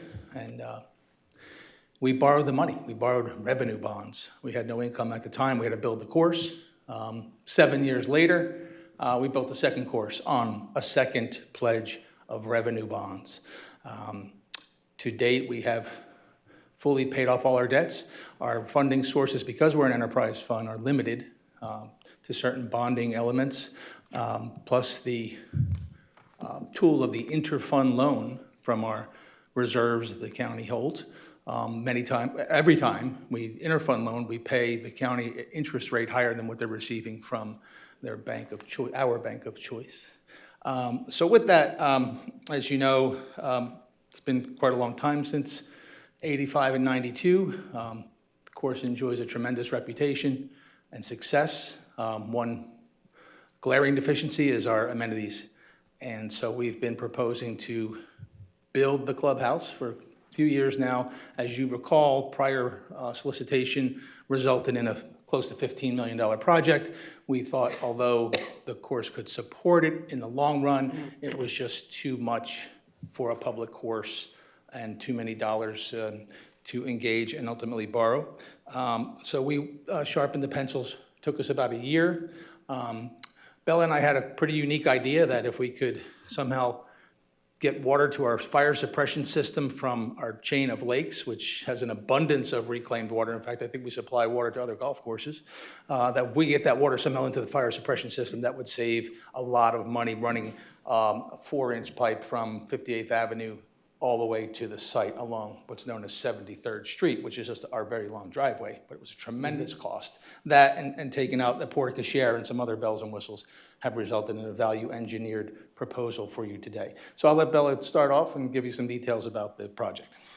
Thank you for having me here today, and I'm really excited to be here about this project. I've been at Sanders now for 30 years, and I've done a lot of different projects, including our irrigation systems and many different things around the golf course. And this is kind of my baby here for the last 6 years. I've been working on this project. Since COVID, rounds of golf have skyrocketed at the course. So have revenues. We had last year, for instance, we did 129,000 rounds. We did 43 outside events, as well as our normal leagues and just regular play. So it's a busy place. Our current clubhouse situation is, wasn't built for what we need it for today, for sure. It has just basically a snack bar when we have an event with over 100 people, which we have a number of those every year. They're kind of filtering in between inside and outside. If it's a hot day, then that's not a great situation. You know, we've hosted the American Junior Golf Association last year. They're coming back this year, which is kind of the PGA Tour for junior golf. We've got 90 participants last year, 30 international from as far as Australia and England and New Zealand and China, plus from around the country. So, as well as we received a number 10 ranking for public golf courses in the state of Florida last year, which I think is remarkable, especially in the company that we're in, including places such as Streamsong, which is a very high-end resort over on the west coast of Florida. We did beat Trump Doral, I think by one, so that was kind of a cool thing. And we're also a certified Audubon cooperative sanctuary, which we have been for over 20 years. The development of the clubhouse was based on our needs. You know, our current clubhouse has a pro shop that's about 900 square feet, so, and no storage space. Michael comes over for meetings. We're usually meeting between boxes in my office and all kinds of different merchandise. And their current snack bar seats about 60 people inside, 70 outside. So the new facility will have its own commercial kitchen, which we do not have currently. It will also have a restaurant and bar and event space outside. And the biggest feature of the building would be a 200-person banquet facility, which could be divided into two 100-person rooms for a lot of our events, as well as events such as weddings and parties and different things that we currently do not offer, that we will be able to offer in addition to our golf tournaments. So a picture that you see here is a site plan. In that dark shaded area just south of just the northern part of that picture is our current clubhouse. This new clubhouse will be built just to the west of that, so it's overlooking the 10th and 18th holes of the Lakes course with a beautiful view, the sunset. The event lawn will be out there as well, and they'll have its own kind of entrance driveway up to the clubhouse. And part of the large part of the cost last year when we went out to bid initially was the site plan. We currently only have 85 paved parking spots. So people are parking in trees and wherever they can find spots now, and even on a day like today where it's inclement, we still have a full parking lot. So that's going to run from 85 to 210 paved parking spots, which will hopefully be enough for the new facility. This picture that you see here is artist rendering of the front of the clubhouse. That's the entrance right there. To the right of it will be the pro shop. And the next picture here is the back of the clubhouse. That's the event lawn, which will hold up to 300 people for different events as well outside. Really excited about this project. You know, our financial position, you know, like Michael was saying, we paid off the original bonds for the golf course back in 2016. So the golf course has virtually been pretty much debt-free, except for the irrigation system we did interfund loan for and paid that off. One for the Dunes course in 2017, and then the Lakes course in 2021. And as well as our cart fleets, we just actually paid our current cart fleet off in cash. So we didn't have to take out an interfund loan because of our cash position of the golf course. So we're trending up. Next slide, please. And as you know, numbers have been good. This shows you a brief snapshot of the last 5 years, 6 years. It continues to go in the same direction. 65% increase in revenue since 2019 and 36% increase in rounds. With that does come some additional expenses for maintenance and fertilizer and all the things that we need to run the golf course. But our, next slide, please. Our net revenue is still increasing. We're in a very strong financial position and virtually debt-free. So one more. And so how would we propose? This is not a funding meeting, by the way. This is just an award of bid. Normally Jennifer's here, and it's a much quicker process. But because of the volume of this project, we want to slow down and present it to you. and get the approval to award the bid. However, we have to pay for it. So how are we going to do that? And that's going to come from a combination of cash, potentially an interfund loan, and then another bond. So that would be done through a resolution that comes back before you through the county attorney and budget office. But today, we're just seeking your approval. As you can see, each year, we're adding to our cash position. Sandridge is one of the only public golf courses that turns a profit. So we've been depositing about over $1 million a year. That's a conservative number, but we've been depositing about $1 million a year. Budget office will control and John, of course, the county administrator, will control the risk assessment of how much of our cash position we want to invest in this endeavor, and then add an interfund loan and potential and the bond to get there. And so the cost is currently $11.2 million is the bid. There's another approximately 1.7 in furniture, fixtures, and equipment. Our strategy is to purchase that directly to save the sales tax, and we wanted to use the cash for that, maybe some additional cash into the formula, but that's something that our financial folks will recommend after further analysis. So with that, we just seek your approval to award the bid to Quest Construction at $11.2 million, and of course, take any questions you may have. You know, Zito, I'm looking back at the cash position on that bar graph, and I have to tell you that is quite impressive. Bella? Thank you. Thank you. It actually looks like the photo that's on the box of the program that you get to present a model. But the numbers on top are the actual numbers. But it is quite impressive as to what you have developed over the years. It's very unfortunate that the original plan fell a little short. Personally, I think a clubhouse of that magnitude would be deserving and to be fitted with a porte cochere, an entryway, a threshold in inclement weather, specifically as golf carts are pulling up and people are coming in. If we do have events at that venue, it's what makes a place a place. And it does provide shelter as well in receiving and deploying individuals in and out of the building. What could we do? Well, first of all, we don't allow carts in the parking lot, so carts wouldn't be The carts? golf carts. This would be for the cars pulling in for events, yes. There's about a $600,000 line item in last year's bid that we took out with the value engineering that we did with the architect.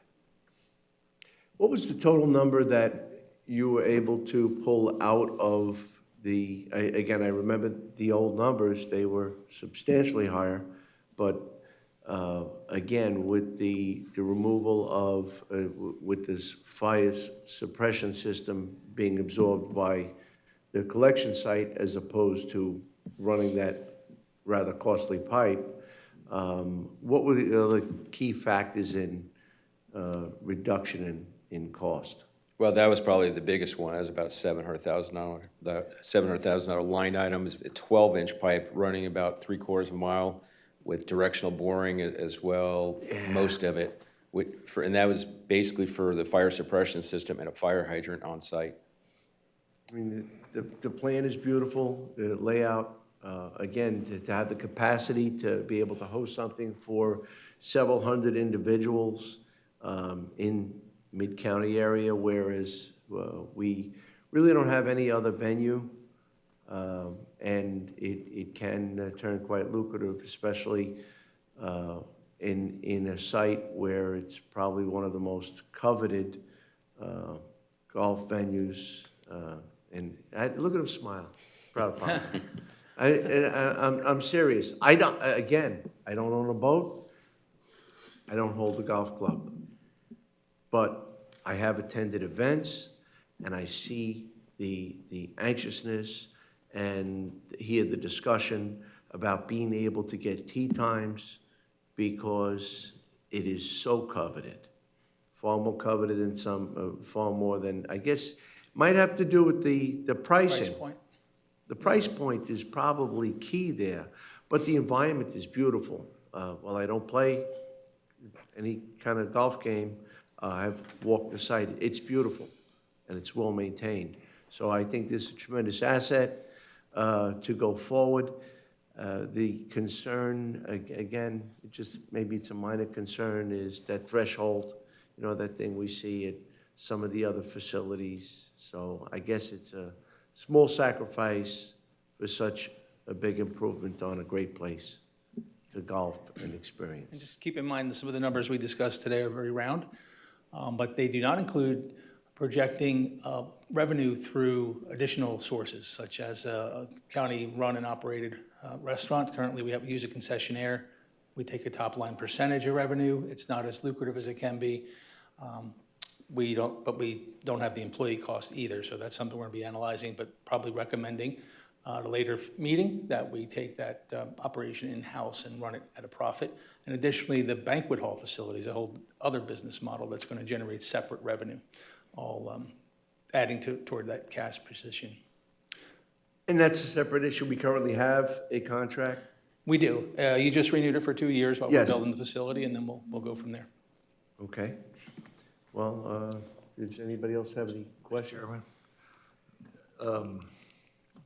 I just think this is a fabulous idea. I wish we were already started, and I wish it was built. But I'm like, you know, I do have a boat, I do have golf clubs, I do have a swimming pool, and all three cost me money. I just want you to know. So don't be too eager to go get your golf clubs and stuff like that. We don't have any pool items on the agenda, though. But what I was going to say is that this whole sand, I remember when Sandbridge was built in '92, it's just fabulous. And it's amazing how much it's grown and how renowned it is, how special it is with our residents and out-of-towners. The fact that it's one of the 10, you know, primo public golf courses in the state, with some of the ones you mentioned, is just absolutely terrific. I see no wrong in this. Just as the movie said, I think you build it, they will come. And I would move staff recommendation. Can I ask a question? What was the amount and the term of the bond that was paid off in 2016? Just out of curiosity. It was combined with the first bond that was issued in '86. I think it's around $8 million. That's for the construction, it included the construction of both courses, plus the current clubhouse that we're in right now. I'm just trying to get an idea. I know we're not discussing specific finances at this time. So it would appear to be about the same amount or a similar amount. Depending on how we divvy up the contributing financial resources, yes. Okay. At the time, it was about a $700,000 a year payment between just interest and the payment itself. That the golf course at that time was able to pretty much still survive and operate, although our cash position wasn't as good back then. So Sandridge pays for itself. That's my Correct. understanding. Okay, yeah. So it would bond pay for itself over time. Yes. Is that correct? Yes. Just want to be sure I understand. Thank you. Not as the building. And again, we have to, I think it'd be remiss if we don't also add to the maker of the motion, although we're approving the site to go forward, I think we should also include the authorizing the county attorney to set up a bond counsel. And I asked the maker if we can include that so we can begin the process. I heard the word, I wish this was yesterday, or expedited. I believe that would expedite this process by beginning from today forward if we were to approve the project and authorize the county attorney to set up the bond council so we can move forward. And that's primarily run with the county attorney, but through our budget office, and Kristen's taking a leadership role in doing the preliminary groundwork to find out what's feasible. And we'll just have to reconnect with bond counsel and our bond advisor. And she'll be there through the whole process, and she's done it before. We've had, 3 meetings with our financial advisor and on the project. So, I mean, it'll be, to Mike's point, it would have to be a commingling of borrowed funds, cash that they have from revenue, either an interfund loan or a project contribution.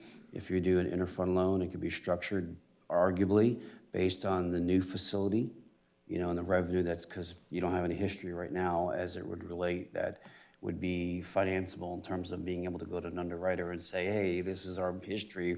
We have a solid history of the golf numbers. So, I mean, so it is doable. It requires some outside the box thinking. So is there any harm in wanting to create the bond council now? Well, I think this year already has recommended staff to secure sufficient construction bond finance to complete the project. Part of that process, and it starts us with meeting with the FA, the financial advisor, getting with the bond council, because you're asking us for the resolution, so all that would come forward. That's part of that process that you're approving with the existing recommendation. Mr. Chair. Thank you. Mr. Chair, just a couple quick questions for Mike. Do you know if there was a pre-bid meeting prior to this? Was there a pre-bid meeting with all the? No, this year we did not do a pre-bid meeting. We did it last year for the first. The original one. The original one. Not the value engineered one. One that we had to pull back. Right, and for the administrator, would this be one of the first projects that our new project manager? Yes, sir. He would be the project manager on site, reporting Yes. back. Not that he could create any value adjustments, but he could perhaps lessen any potential change orders, is that correct? And you can correct me if I'm wrong, he's already, our building and facility services director has been involved and reviewed the plans to help. Right, probably as our architect as well. Yes, yes. Right, well, thank you. And for the board, this is a fine example of us being a bank and seeing a displayed credit history internally. So I think this is it's a win-win. Would we rather the bids to have come in less? Of course. But like I said, if we're the bank, they've got good credit with us. And that's been displayed over years. Commissioner, I might add that a lot of the cost of this project is tied up in site work, which we had to do anyway, just to create the parking and traffic flow to accommodate the volume of people and vehicles that we're dealing with today. So that's kind of blended into this project, but would have had it been done anyway. Thank you. Any further questions? So we have a motion and a second. Any further discussion? All in favor? Opposed? Motion carried unanimously.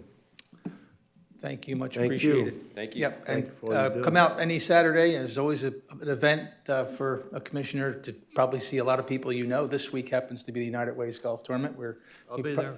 You'll be there, thank you. And we have about Golf clubs. maybe one open date the whole year. I mean, we are booked solid for tournaments from now through the foreseeable future, plus league play is super strong. And if we had a third golf course, we could fill it, but I don't want to give Commissioner Herman any ideas. We already talked about that. 3 more years. Thank you. Thank you. Thank you. We're now moving on to special districts. Everybody wants to continue on as planned. We'll keep going. And this is item, for special districts, is item 16B1 from the Solid Waste Disposal District. Recommendation for award for operations and maintenance of Indian River County landfill, bid number 202528. Is that Hamashu? Yes, sir. Good afternoon, sir. Good afternoon.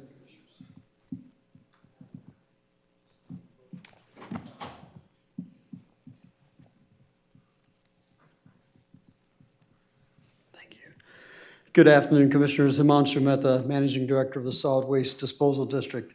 I have two items for you today. Thank you to Commissioner Ehrman for passing out the presentations to all of you. We'll begin with the recommendation for award for operation and maintenance of the Indian River County landfill. This was invitation to bid number 2025028. You'll recognize some of these slides. I came to the board on March 11th with an update on the ITB, so I'm going to repeat some of the items. Again, we issued the ITB in January 10th of this year, and here we are on April 8th for contract award. I feel proud of the process that we've gone through, the transparency of the process, the involvement of the vendors, and where we are today. Looking at the contract starting October 1, 2025. Again, the objective was competitive procurement via invitation to bid process with pre-qualifications. We did have a mandatory pre-bid meeting once we had pre-qualified the vendors. Again, we want to maintain the quality of service for our residents, increase efficiency, increase recycling rates, and manage our costs as best as we can. The landfill invitation to bid, again, this is the term is a 10-year term with an additional term of 10 years. We're looking at a 20-year agreement. The hours of operation was 7 days per week, 7 to 5. We did have an option if we consider closing the landfill on Sundays, and I'll go over the costs from that a little bit.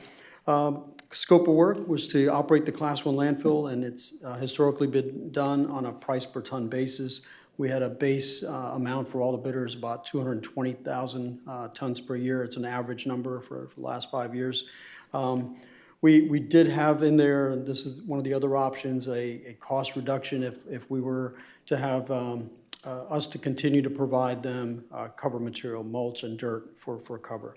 Otherwise, all the items here from 2 to 9 are all the facilities at the landfill and the services that we need to provide that were included in the invitation to bid.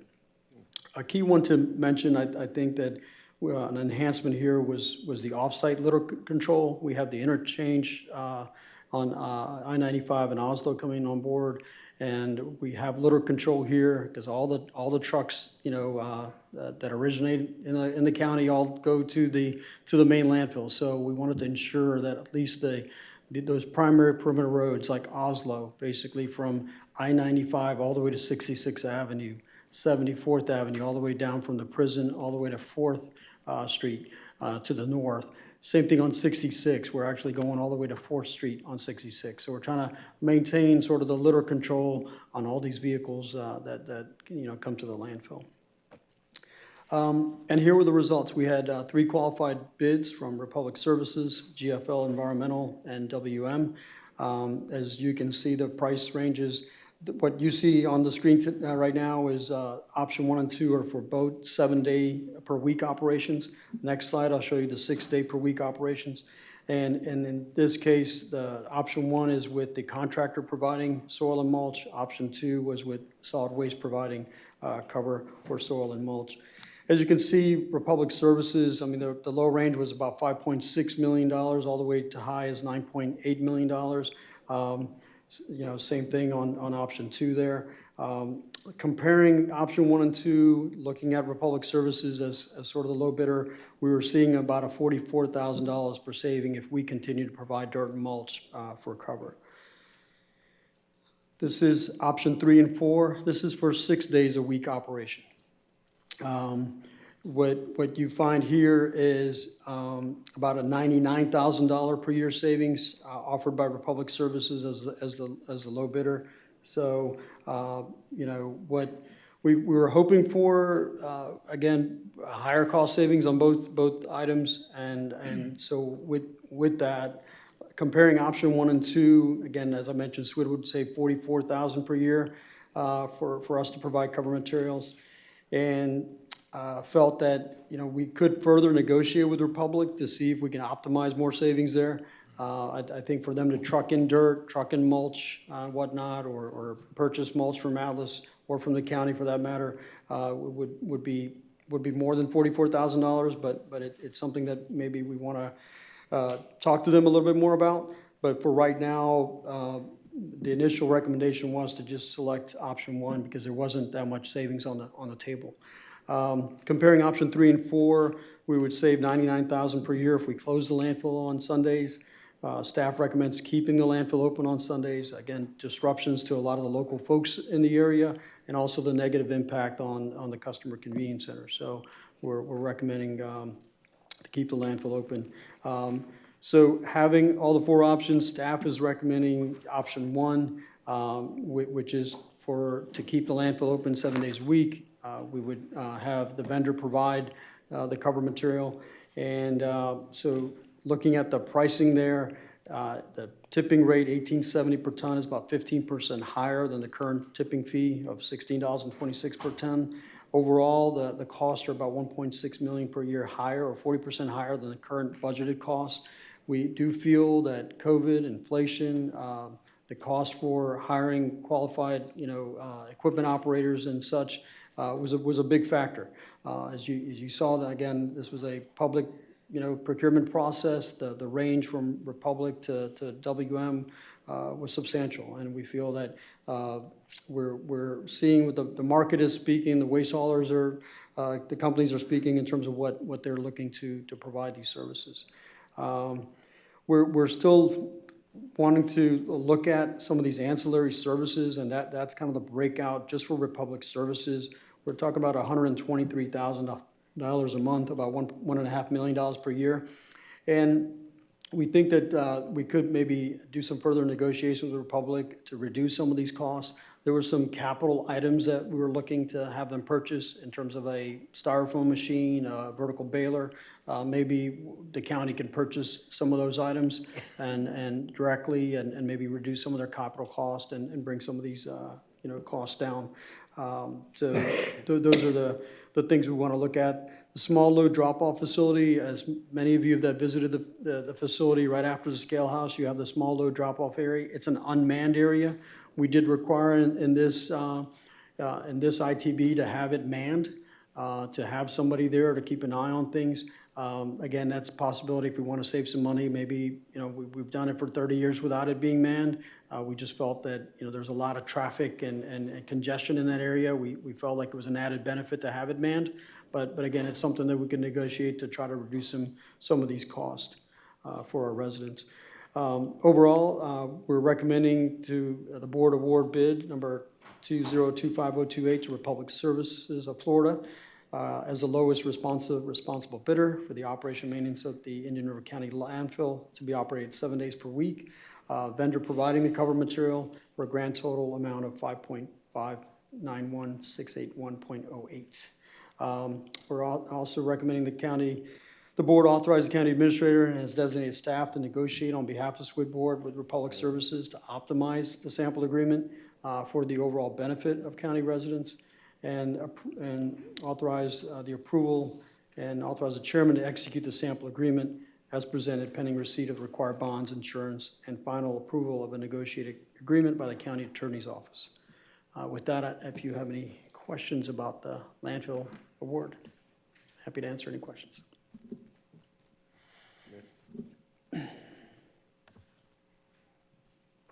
You're up with a good presentation. No questions. Questions? Okay. I'll just comment that I agree with the 7 days a week and the Sundays. I think that was one of the hiccups that probably some of us got phone calls on. Just a few. Yeah. And thank you for that. Okay. Anything else? Republic Services here, WM is here, if you have any questions for any of the vendors in terms of the process or whatnot. Well, is there anybody from the public that wishes to come forward, inclusive of the presenter of such fine work? Seeing none? Mr. Chair, I'll be happy to move approval. Second. That's a motion by Commissioner Adams, seconded by myself.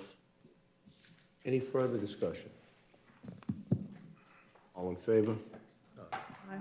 Opposed? Thank you, Commissioners. We didn't hear it. We got one more. Motion approved unanimously. Thank you. All right, and the next item is recommendation for the award for the operation of the maintenance of Indian River County Customer Convenience Centers, bid number 2025029. Sample agreement is attached. You'll again recognize these slides. Again, the same timeline. We're basically here at contract award, April 8th, for this invitation to bid. Again, same goals and objectives. The specifics, again, same term. It's a 10-year term with an additional 10-year renewal term. We're looking at hours of operations is 5 days per week from 7 a.m. to 6 p.m. In sort of the base bid, we basically have the current hours of operations that you see. So you have Gifford, Winter Beach, and Roseland. They're closed on Tuesdays and Wednesdays. That schedule will remain. You have Oslo and Fellsmere that are closed on Wednesday and Thursdays, so that will remain.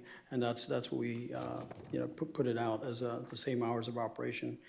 We did have an optional bid on this one for driver's license requirement, if we wanted to consider that as well, and I'll go over some of the costs for that. Again, continued safe operations, quality customer service, management, and transportation of all the various materials that we receive at the convenience centers for all 5 of the convenience centers. One of the things we did is that the current convenience center contract, there were a lot of other ancillary services. For example, Blue Cypress, that has been taken out of this agreement. As you may recall, that is now part of the Waste Management franchise for Waste Management to provide a collection at Blue Cypress. There were a lot of other ancillary services and whatnot. It was a carryover from when the county staff operated the convenience centers. So there were services that we were providing other departments, and those have been removed. So specifically, this is just to operate the 5 customer convenience centers. And we did have, in terms of this ITB, we had a requirement for 3 employees. One of the employees was to be at the entrance to check for driver's licenses, to confirm IRC residency. I think, as I mentioned last time, we feel that in Oslo and Roseland, we do have folks that come out of county to drop things off. Again, our costs are increasing, and so we wanted to put in some measures to try to control and eliminate possibly the out-of-county materials coming in. So I do have a cost for that option here in a minute. Again, having trained attendants at all the sites, residential materials only, limited commercial recycling materials. We have required them to provide all new containers and vehicles. This is a 15-year contract. Republic Services purchased a lot of the containers that the county had prior to privatization, and so we're requiring, and that's, as you'll see, the result of the bids, that the cost is higher due to the requirement for all new vehicles and containers. We're putting in new compactors at Oslo. We're looking at new cardboard compactors at all of the 5 CCCs. This is something we don't have now. It will help reduce the number of trips for cardboard containers and loads that are coming to the landfill, and also new waste oil containers at all of the CCCs. And again, continuing to provide services for all the other materials that we receive at the convenience centers. We only had a responsive bid from Republic Services and WM on this invitation to bid. And what we did here was to outline the cost per convenience center per month and per year. As you can see, Republic Services is the apparent low bidder with a total annual cost of $5.6 million versus $10.1 million for WM. These are costs with the residency verification, the 3rd employee at the gate using software to verify residency. This next slide is without residency verification. As you'll see, the total cost, again, Republic Services remains a low bidder at about $5.1 million versus $9.7 for WM. It's about $536,000 per year savings on the Republic Services cost without the residency verification. Given Republic Services the apparent low bidder for the options included, and again, mentioning that comparing the residency verification options SWID would save about $536,000 per year. We're recommending, that we would take this cost-saving options and not require residency verification at the front gate. They wouldn't require an employee to be at the front gate checking IDs. Overall, the costs are $1.1 million per year higher, or 27% higher than the current budgeted cost. And again, it's the market speaking in terms of what it takes to operate these centers. I have this comment in the agenda item, and I'll repeat it here. We do not recommend any changes at this time. It is suggested that we continue to evaluate the impacts of and the future use of these convenience centers by our residents at 6 months, 12 months, 18 months after universal collection is incorporated and unincorporated in River County. We feel when we're looking at the individual cost per center that you have Roseland and Winter Beach that could approximately save $1.4 million per year. If you're looking at a 10-year period, $14 million in savings, that we could utilize some of that money to upgrade the other 3 convenience centers. Again, it's just an option depending on what we see as the impact of universal collection in unincorporated Indian River County. If we do have in our sample agreement the option to negotiate with public services depending on what those future decisions would be. So if we decide to close 1 or more centers, we'd have to look at the tonnage impact. Is the tonnage just basically going to another convenience center? They may save on labor there, but is the tonnage just going to another center, for example? Or if we decide that unincorporated Universal is doing so well that we don't need to have garbage containers at the convenience centers, for example, we would do that at all 5 convenience centers, and that could provide a cost savings for them not to have to bring all that material to the landfill on a daily basis while they're open. So these are things for future, just to kind of plant the seed that we would bring back data at a future meeting once Universal is implemented to see what kind of impact that we have. And if there are cost savings in the future, certainly, it would be advantageous for us to look at that because we do have universal collection that's going to be a new fee for our residents. And then again, we have these costs that are also going higher, which is going to result in the overall assessment to our residents, as you'll see later in the year at our budget hearings, be higher as a result of these procurements. So with that, I'll be happy to answer any questions. And again, recommendation of award is Republic Services for this invitation of it for without residency verification. Chair, well, thank you, Umatsu. Just a couple of things. I think that the verification of residency requirements ultimately would cause another layer of headache, if you will. I can only imagine a line backing up and there'd be a dispute over if you're a resident or not. Sure. So my opinion is we don't need that option. The second would be, and you articulated that with universal pickup starting on 10/1,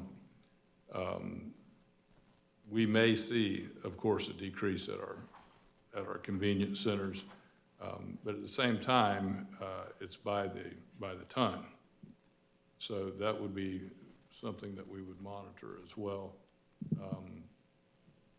I think we've read a time or two dedicated to Indian River County through customer service excellence. And I think that would, in my mind, people are used to Roseland, Gifford, and other transfer stations, so I cannot see inconveniencing anybody anytime soon. Now, the statistics may prove differently, but I think we're in the vein of customer service. So overall, that would be my recommendations. And that universal is huge. We'll have to see 6, 12 months. We haven't seen the impact. Correct. And if we know anything, our citizens really appreciate their convenience centers. They do.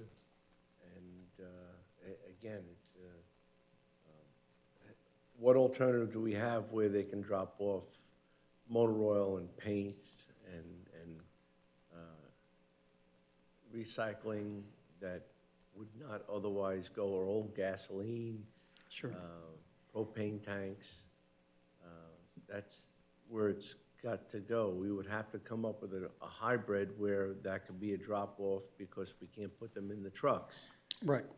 So, again, it would be, it behooves us to continue on the process, and we, quite frankly, don't have enough data yet as to what's going to be happening up the road, so we might as well go forward.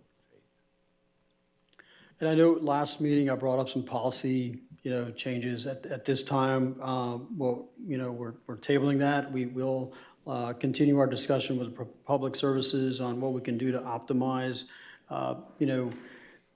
get a policy update, back to the board at some future meeting, to always want to make sure that we have good customer service for our residents, but at the same time, a safe environment for the employees that are there, and that the rules of what's accepted and what's not accepted, who's commercial, who's not commercial. We don't want any altercations that occur as a result of that. We want to provide good customer service, but at the same time, have a good sort of a baseline of what the expectations are of our vendor and what, what we will accept or not accept from our residents there as well. And that's just to kind of make sure that we're engaging with the public in a professional manner when it comes to those things. So we'll certainly continue to work with our public services. They've, again, operated the landfill, operated the convenience centers for the last 15 years. They do a great job. We certainly are, happy to recommend them. I want to say for both, all the vendors, we appreciated them and being involved in the process. And we feel like this is, we put in some new things in here that will continue to ensure that we have, excellence and good customer service at our convenience centers and at the landfill. Thank you. I just have a follow-up question. So the whole trailer size issue is not, It's not for discussion today. it's off the table at this point. That's Okay. correct. I just want About that. to, I just want to clarify. And then just to say that I would agree with Commissioner Lohr. I mean, if the data shows something once Universal kicks in, that's the time to have a discussion for sure, because we do need to be responsible. But the best way to start a mutiny in North County is to start talking about closing convenience centers, whether it's Bellsmere or Roseland. They are passionate about the convenience centers. I think that they're a super fun time as well. You never know what you're going to run into there.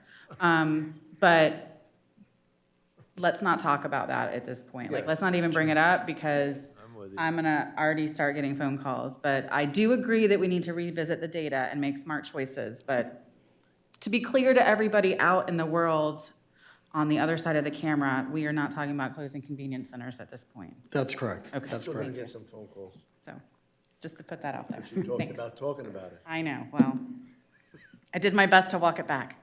Mr. Chair, Anything else? one thing that I did mention to Himatsu a while back was oftentimes we get calls, particularly in South County, of different complaints that are kind of on the edge of a code enforcement or whatnot. And Himatsu has been kind enough to call and have others pick it up. If there's any savings with Universal, maybe one day we can look at perhaps some type of rover or roving person throughout the county, because he helped me tremendously last month or month before with like 3 different things where, for whatever reason, these things were left in people's yards, and it wasn't the vendor's responsibility, but they were kind enough to do that. And if we save money in Universal, maybe that could be, maybe not a county employee, but something that they could absorb. And we talked about that last cycle, an independent, a clean team, something to go out there with a small type of truck. I think, and the sheriff as well chimed in. It was during the last budget where he said he would like to work with developing a clean team, but as far as classified inmates. But I think we can do even more with a clean team type, or a response vehicle. Again, I just saw a project that had a street sweeper an old Wayne broom, just running down, keeping it clean. And I said, you know what? Up the road, we're gonna see them here too. It's a matter of progress, growth, expansion. Numbers are there. We do have a lot of debris that gets discarded in an inappropriate fashion. And it would be nice to have, and up the road, a response team of some sort, either maybe it's an individual. You know, I want to echo that Road and Bridge does a great job. I Yes. think Alexis has taken over the Adopt a Road program. I think she's doing a great job with getting that, you know, energized again. We're certainly here to help on our franchise agreement, at least in unincorporated Indian County. We do have a provision where we will be able to have WM go out and pick up some illegal dumping and whatnot, and we'll compensate them for that through solid waste services. So we'll have some flexibility there. Republic has done a great job over the years in helping to do that through the current contract. So again, great partners that we have in the county, and our goal is, if there's something out there that shouldn't be out there, we want to get it picked up and disposed of in the correct facility right away. Thank you. Anybody from the public wishes to speak in this matter? Additional podium.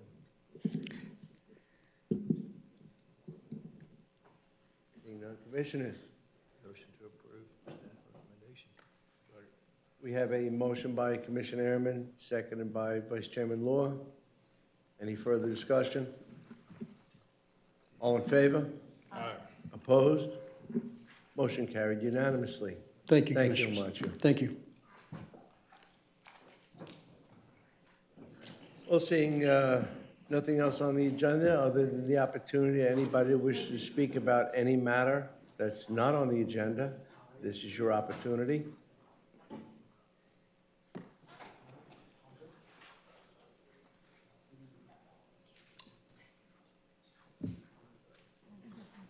Having given ample opportunity. Commissioners, anything else for the greater good? Try to hide that? Meeting adjourned.